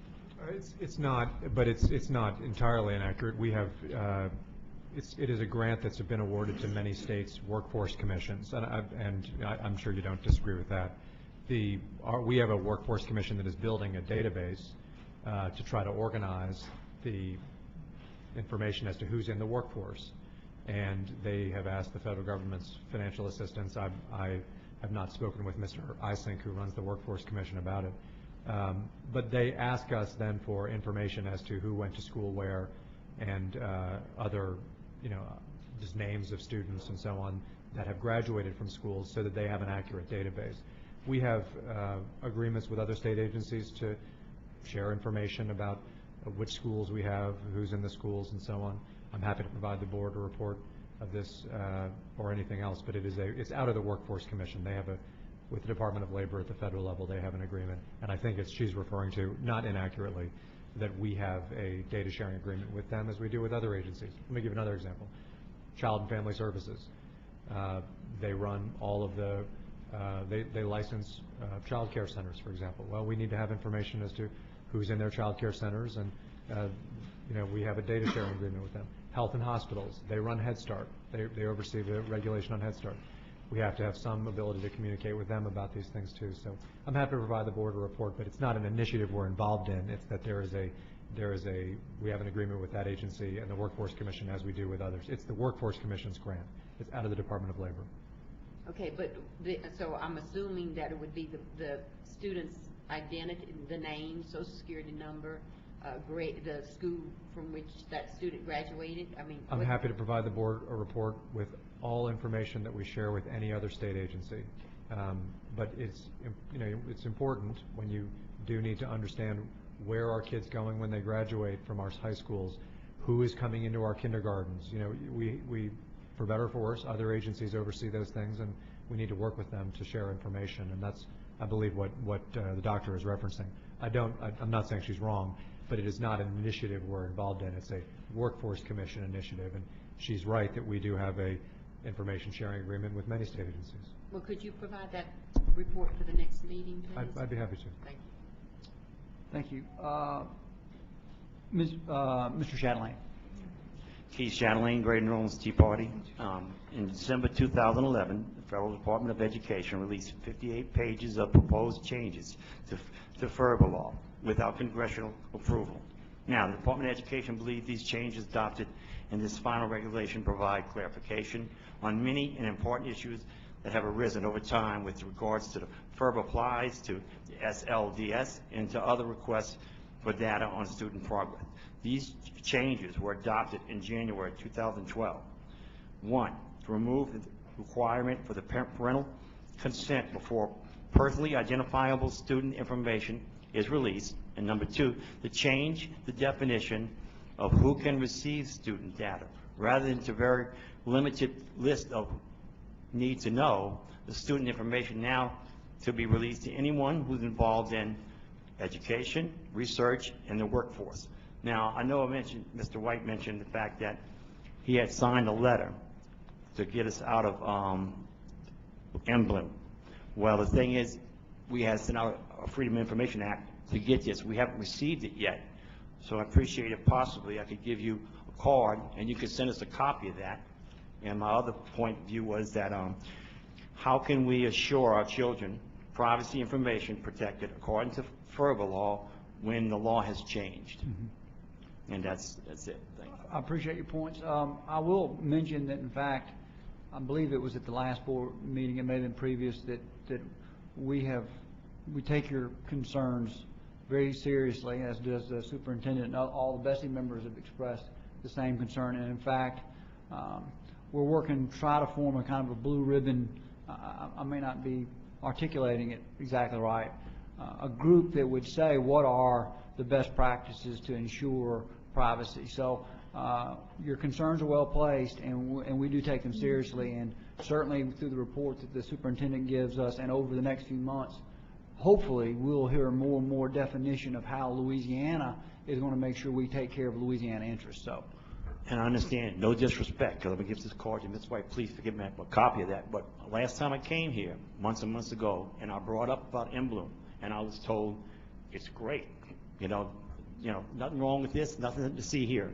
Within less than a week, we're out of it. So you can see my concerns why it's hard to trust when when I'm hearing one thing is if we reverse roles, sure, and that was you wouldn't trust me totally. Sure, and that's why we appreciate your comments. We do take them seriously, and sometimes after comments we go back and reflect and review and make adjustments. So we appreciate your comments. Thank you, and if you don't mind, I'll give you a card. Actually, Bridget, can you take the gentleman's card, and then we'll send you we've responded to dozens of information requests on this that with a copy of the letter, we're happy to provide you a copy of the letter. Thank you for your comments. Wayne Free, and then Catherine. Say it again, please. Last name. Go ahead, Wayne. Wayne Free, Louisiana Association of Educators, and for Barbara Freiberg's. I didn't come prepared to speak to this issue. I didn't know it was going to be an agenda, and I'm not dressed the way I normally would. I'd like to start with something that I think will be very positive. This is probably my last presentation to the BESE board.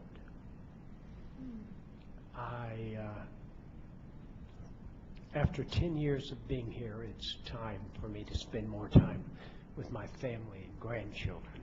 And there's an excellent chance that within the next couple of months, I'll be leaving the state. It's been a powerful place to be. I'll never forget calling Peggy one day from a school south of Houma.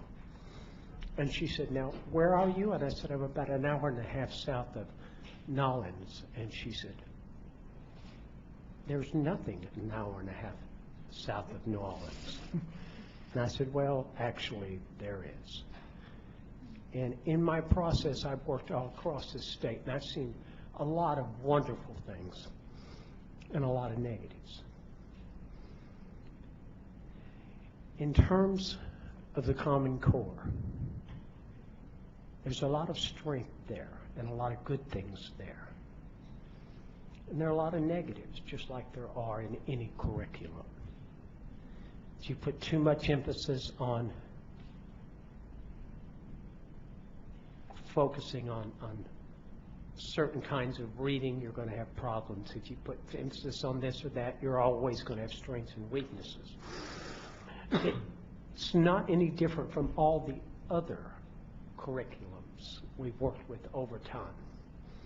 They always make some kind of movement and so on.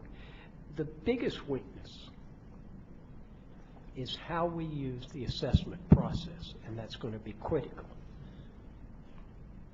Because in every assessment I've ever worked with, and I've worked with many throughout the process, when you use them inappropriately, it narrows the curriculum and it hurts the instructional process. I have never forgotten a time when I had people come to me, parent come to me and say, Wayne, when will teachers learn that their job is to teach kids what they need in life, not how to take a test? Too much emphasis on ACT, end of course, PARC, or any other one hurts the overall performance. The technology issue was spoken to wisely, but there are some things about that you need to keep in mind.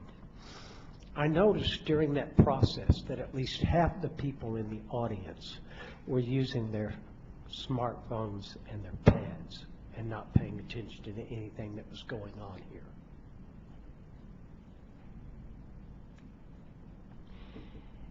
Having engaged myself in technology all of the time, having kids with iPads in the classroom does not necessarily mean they're engaged in learning what it is they need to be learning. And we need to keep that in mind as we think about the technology process. Much of what I see in my grandkids and technology has nothing to do with improving them over time. And how we engage with it is going to be critical. There are some things that you need to realize that are also critical about the decisions you make. One is Louisiana, while one of the poorest states in the country, has the highest percentage of kids in private and parochial schools anywhere around.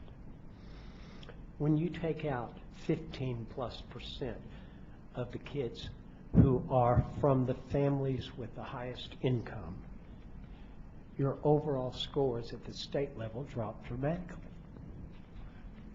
It is not about what you're doing in the public schools. It's about the best kids not being there because their parents have the ability to pull them out. The number one predictor in performance in every state in this country is poverty. And that is one of the issues you deal with in this state.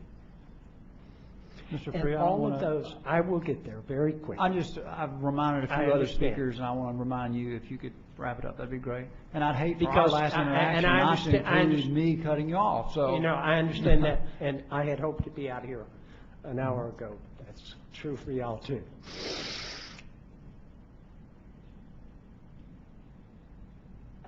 The greatest weakness, the two greatest weaknesses of this current education reform process, nationwide, it's the inappropriate use of assessments in ways that do not inform and grow the process that are used to measure. And you're going to fight that in the committees that you've established. And they need to look very clearly at that. Because no matter how you grade the schools, you will have problems in the process. And the second greatest issue in Louisiana is the lack of trust in this state between educators and this board and this department. And no matter what you do with Compass or anything else, unless you can change that process, well, we'll be going 2 years from now into something else. And that would be a shame. I appreciate the time. I appreciate, Mr. Free, I did not know of your plans.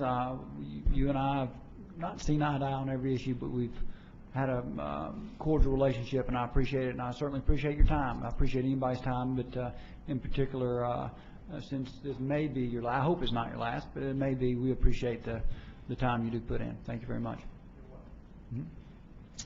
Catherine. Yes, my name is Catherine Guppold. I'm a resident of Ascension Parish. I'm an educator myself. Thank you, President Romer, Superintendent White, and board members. I think all of us sitting in this room have a true interest in the future of our state, which is the children. And we all want education to be a very important part of that future, to prepare them. I don't question anyone's motives or their intent, and I hope you won't feel the same toward me. First of all, we do have some privacy concerns. They've been addressed. I think you would do well to check out the changes that have been made recently in the FERPA law, and they do allow not just educational institutions, but private companies who may be doing testing or providing technology to use the data of the individual students. This is a concern. Second, the cost. I was a little bit taken back by Superintendent White's comment about not being able to say anything about costs. The cost of implementing Common Core will be increased for the state of Louisiana and the nation and each individual school district. I appreciate Ms. Hill, yes, making her comments about areas that have less of a revenue base, because that is a real concern, and we need to look at that. One of the words that we talk about a lot in Common Core is rigor. And we have placed rigor into the standards, and I do not have a problem with standards. We have always had standards in this state, and we need to raise those standards as much as possible to increase the outcomes, to improve the outcomes for our children. But one thing that we're lacking in the standards is we cannot increase the rigor in the students. This is a big problem now we're having as we try to implement Common Core. The basic attitudes that come with the child or the student as they enter into the educational process do affect how they approach the learning. Thirdly, the loss of local control. And this is a debate. I'm glad you're letting us speak. This is good. We need to increase our communication. But if you look at the documents, primary source documents, secondary source documents, and now we're starting to see some public discourse about Common Core in the newspapers from our governor and other officials. We are actually abdicating control of the curriculum in our state to the federal government. And I have a great concern about this. The public school, if they take on the Common Core, presently private schools and homeschool students are not required to have Common Core. But if the GED, the ACT, and the SAT are all aligned with Common Core, then they will be at a disadvantage when they enter into these processes to enter into college-ready environments. And I think as we all sit in this room in America and we love our country, we love the fact that we stand for freedom and liberty, that we need to also agree to give each other choices. Choices not just in what car we drive or what house we live in, but choices in education. And I believe Common Core is going to take that choice out of the hands of parents, teachers, local administrators, and put it in the hands of the federal government. I do not believe this is what we want. So thank you for your time, and I appreciate being able to speak. Thank you. I appreciate your comments. Mr. President, may I make a comment in response? Superintendent White. While I don't agree with everything that the speaker just said, I do want to emphasize for the board, just so you have my personal view on this, that I believe your comments about the federal role in education are by and large accurate. The federal government is overly prescriptive regarding how administrators should spend money. The federal bureaucrats oftentimes interfere in the lives of not just the state agencies, but also the 14,000 school boards across the country. They manage a completely large and cumbersome bureaucracy. Every one of our school boards is littered with staff whose jobs are to be solely implement federal mandates, in spite of the fact that the federal government only accounts for 8% of education spending. I also believe that the state government has been overly burdensome on local actors and overly determinative of curriculum decisions. We have operated a paternalistic textbook approval process that requires a bunch of bureaucrats in Baton Rouge to approve the textbooks that locals should be making decisions about. We recently had a statewide curriculum that got down to the lesson to prescribe lesson planning strategies for teachers, in spite of the fact that we have 50,000 different teachers. And so I want you to know that I essentially agree with the principle that we need to get back to parent control and educator control of how students are educated.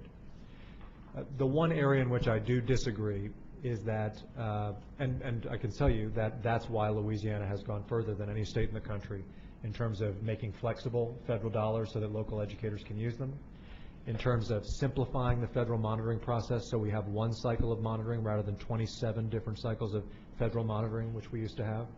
It's also why we have ended the idea that educators need to take the bureaucrats' word for it around textbooks, and it's why we've ended the comprehensive curriculum and have moved toward educator and parent tools. It's also, by the way, why we've expanded choice for families beyond what any state has been able to offer in terms of choices of public, charter public, or non-public schools, as well as course choice. I will say, though, that from a teacher's perspective, the great enemy in all of this has always been being asked to cover 100 different standards that someday some state board member or federal board member decided they were just going to add to the other list. You walk through, and every day, you know, we all know who have taught, you have to justify what you're going to teach with some decimal number, 6.3-4, that some bureaucrat somewhere decided is what you call something that you're supposed to teach, oftentimes even though you know it's not important. And I have to question myself. I've taught in states where forever automatopoeia, for example, as an English teacher, was a standard that I had to teach. Every year we spent a week learning automatopoeia. As I reflect on it, by the way, I don't know if anybody even here remembers what automatopoeia is. As I reflect on it, Let's don't put him to that kind of challenge. That level of rigor I'm not ready for. As I reflected on it, really the reason I did that is because some state bureaucrat told me to. Not because it's really important for kids in the end to learn that relative learning to read, write, and do math at a basic standard level. I believe that these standards not only insist that our kids can compete, but they make teachers' lives easier by focusing on the things that matter and then giving teachers choice and parents choice as to how the kids get there. So I want you to see that while I completely agree with about 95% of what you said, the one area in which I disagree is I actually think that simplifying the standards to just focus on basics, slimming them down by cutting them in about a half, and just talking about skills rather than all these things that some federal or state bureaucrat told you as a teacher you had to do, is actually a step in the direction of local control, not removing local control. We may disagree on that, but that's my philosophy, and that's part of why I think this is an important thing for our state. Thank you, Mr. President. I appreciate your comments. I know we have a couple more. I'm going to ask, I'm going to put you on the spot, Superintendent Pujol. Your district, perhaps more than any other, and I know Mr. Falk has done an excellent job as well, have been working with your teachers on this concept for more than just the last week.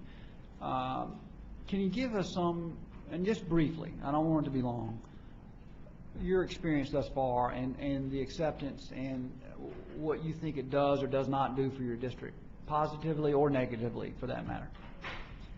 Well, we've been working toward this from the first draft of the Common Core that came out.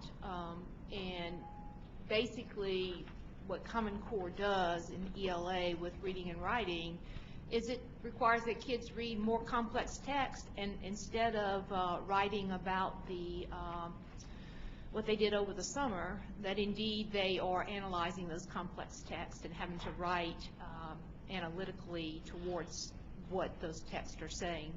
And so in that regard, it is indeed, I think, exactly what kids need to do in order to be competitive, no matter what field that they're going to go into.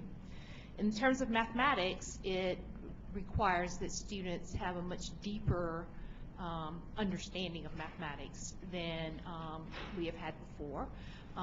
It has an equal balance of procedural, how do we do the problem, with deep conceptual understanding of why that works and why we do the problem. I don't know how we could argue that that's exactly what our students need to be learning and doing. That being said, it does take some preparation and some time for teachers to kind of rethink about how do I restructure my classroom such that instead of focusing on a million different facts that kids regurgitate, that I really am more conceptual in my approach. And that's really kind of how we're approaching Common Core and working with our teachers in that regard. And so far, we have had good success.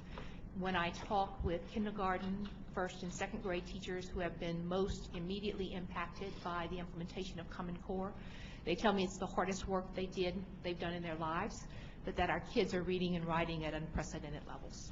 And so when teachers tell me that, I can only be hopeful that as we move up and take more and more full implementation across all grades, that we'll get similar results. Thank you. I appreciate that. And I want to thank all the presenters. I mean, you bring up very important issues that we need to make sure we're focused on and make sure that Louisiana controls Louisiana. And but we're able to compete globally. And I know Ms. Bofi had asked to speak, and then if anybody else, we'll go from there. Well, thank you. Did Mr. Freed leave already? I wanted to thank him for telling us that he wasn't planning on being back, because it's hard for me when our advocates come and come and come and then they disappear. So I appreciate that. If you could pass that along for me, Ms. Moe, I would appreciate it. And then I want to tell the superintendent that I appreciate him for assuring us that In Bloom does not have any of our students' data, and instead of forwarding those emails in to get responses, I'll just be able to tell constituents that In Bloom does not have any of our students' data. The other thing that I wanted to talk about was the Common Core, and I think it's really important. One, I appreciate Dr. Beebe wanting to bring this up, especially as a superintendent of a school district, and she might read a certain article in the paper where her district has spent a lot of time and her educators have worked really hard on this issue. And so I appreciate her wanting to be able to clarify our position on this, because I know that our teachers have worked really hard. And so I just think it's real important for us to emphasize that what our state has adopted, and this echoes what the superintendent said, is the Common Core state standards. And so I'm going to go even farther than the governor and say it's not just that I don't want a federal curriculum, and I would not be supportive of a federal curriculum, but I don't think we should have a state curriculum either. And I really don't think there should be a district curriculum. I have spent a lot of years, my degrees are in curriculum and instruction, and I believe that the best curriculum comes when you have the children in the room, you know what their needs are, you know what their interests and their aspirations are, you have their parents as partners, and you have other educators in your school. And when you can really pull all of those factors together, you can create a magical curriculum. And so I don't want a federal curriculum. I will not support one. I have told the superintendent I don't want a state curriculum, although I do appreciate the resources that the department has made available for our teachers, because our teachers are looking for resources relative to the Common Core. And I'm very optimistic about the opportunities available for our children, and I have to tell you personally, my child is in his first day of public school. He's the first day of first grade. And he actually started kindergarten when the standards were having full implementation. And as a parent and an educator, that is very exciting for me. I knew that his teachers were not handed a curriculum and expected to read a script. And that is something that I think is really important for him and his learning and his future. And so I am watching this real carefully. And I heard something somewhere that a teacher said, and I almost tweeted it, but I didn't really want to start any kind of fires. And basically the teacher said, someone that I just truly respect, she said, the changes in the standards as far as educators go will either refresh teachers or they will flush them out. Because we are asking so much of our teachers as far as the standards are concerned. When we gave them the comprehensive curriculum, it changed what they had to do. Now that they have the Common Core state standards, the expectations are higher for the students. The expectations are also higher for the teachers in what they are delivering to students on a daily basis. And so, you know, I hope that we refresh as many people as possible. And I know that I know it's a really hard time. And even when I think about the international tests, you know, and I think about poverty, I think about the fact that a number of our students are in private schools. If we were the best system in the world, according to anyone's standards, it doesn't matter who they are, but if we were the best system in the world, we still wouldn't be good enough for our kids. This is such important work that we have to continuously improve over time. Thank you. Thank you. Dr. Moranky? I just wanted to say that as a first-year board member, I am so grateful for this discussion and this dialogue. It was almost like a given, you know, that we had to have this. And I can't really speak for all of the non-public school systems, but I can strongly speak for the Catholic diocesan systems that have embraced the core and have been very much involved in seeing all of the preparations and teacher workshops preparing for this transition. So it's an exciting thing, and like you said, it is going to refresh them. It already has. So I'm grateful for that. Another comment that was made, and I'm so, I guess, heartened to hear that all of the districts are assessing their capacity and making sure that when those gates are opened for this transition, that they will have in place what's really needed. Because I do think that our state is moving in the right direction. Thank you. Thank you, and I believe that concludes our business. Now, we do have a motion to receive. Oh. One quick thing. I have learned on the board that there's a lot of hard work that goes into preparing for these meetings. And I want to personally thank Ms. Cope and her staff for the work that they do in the preparation. I think that they've come in and within a short period of time as a new executive director have really made some great strides in even moving their service to a higher level, and I publicly want to appreciate that. Mr. Chair. I'm going to go to Ms. Jones, and Orange Jones, and come back to you, Ms. You might Buffy. be thinking the same thing, but Mr. Freeze come back, and I just wanted to say thank you for your contributions and your critical contribution to this statewide discussion on education, your commitment to the children across the state. As someone who's in my second year on this board, I really have come to expect your perspective and your contributions to what I know will be a very important discussion that we'll have in this room that will ultimately impact, you know, hundreds of thousands of children and families, and I just want to thank you personally for everything that you've contributed. Ms. Buffy. Yes, I wanted to echo Mr. Gio's remarks about the preparation that it takes for the meetings, and the staff has done such a great job. And I also just want to thank Ms. Cope, because we can be kind of hard to wrangle, especially when it came to things like our strategic plan, and I know we've been working a lot on 8G, and so to put up with a bunch of people that fly in a lot of different spheres must take a lot of patience, so I appreciate that. And then also for us to be coming out with such good products as a result of it. So we have a great team, and I'm very excited and appreciative of all you guys do. And I would add only that we've learned things we can do better as well, but we've made significant improvement. So I appreciate everyone's effort. There is a motion that we need to receive. Assuming there's no objection to that motion. Hearing none, that concludes our business. Move for adjournment. Thank you.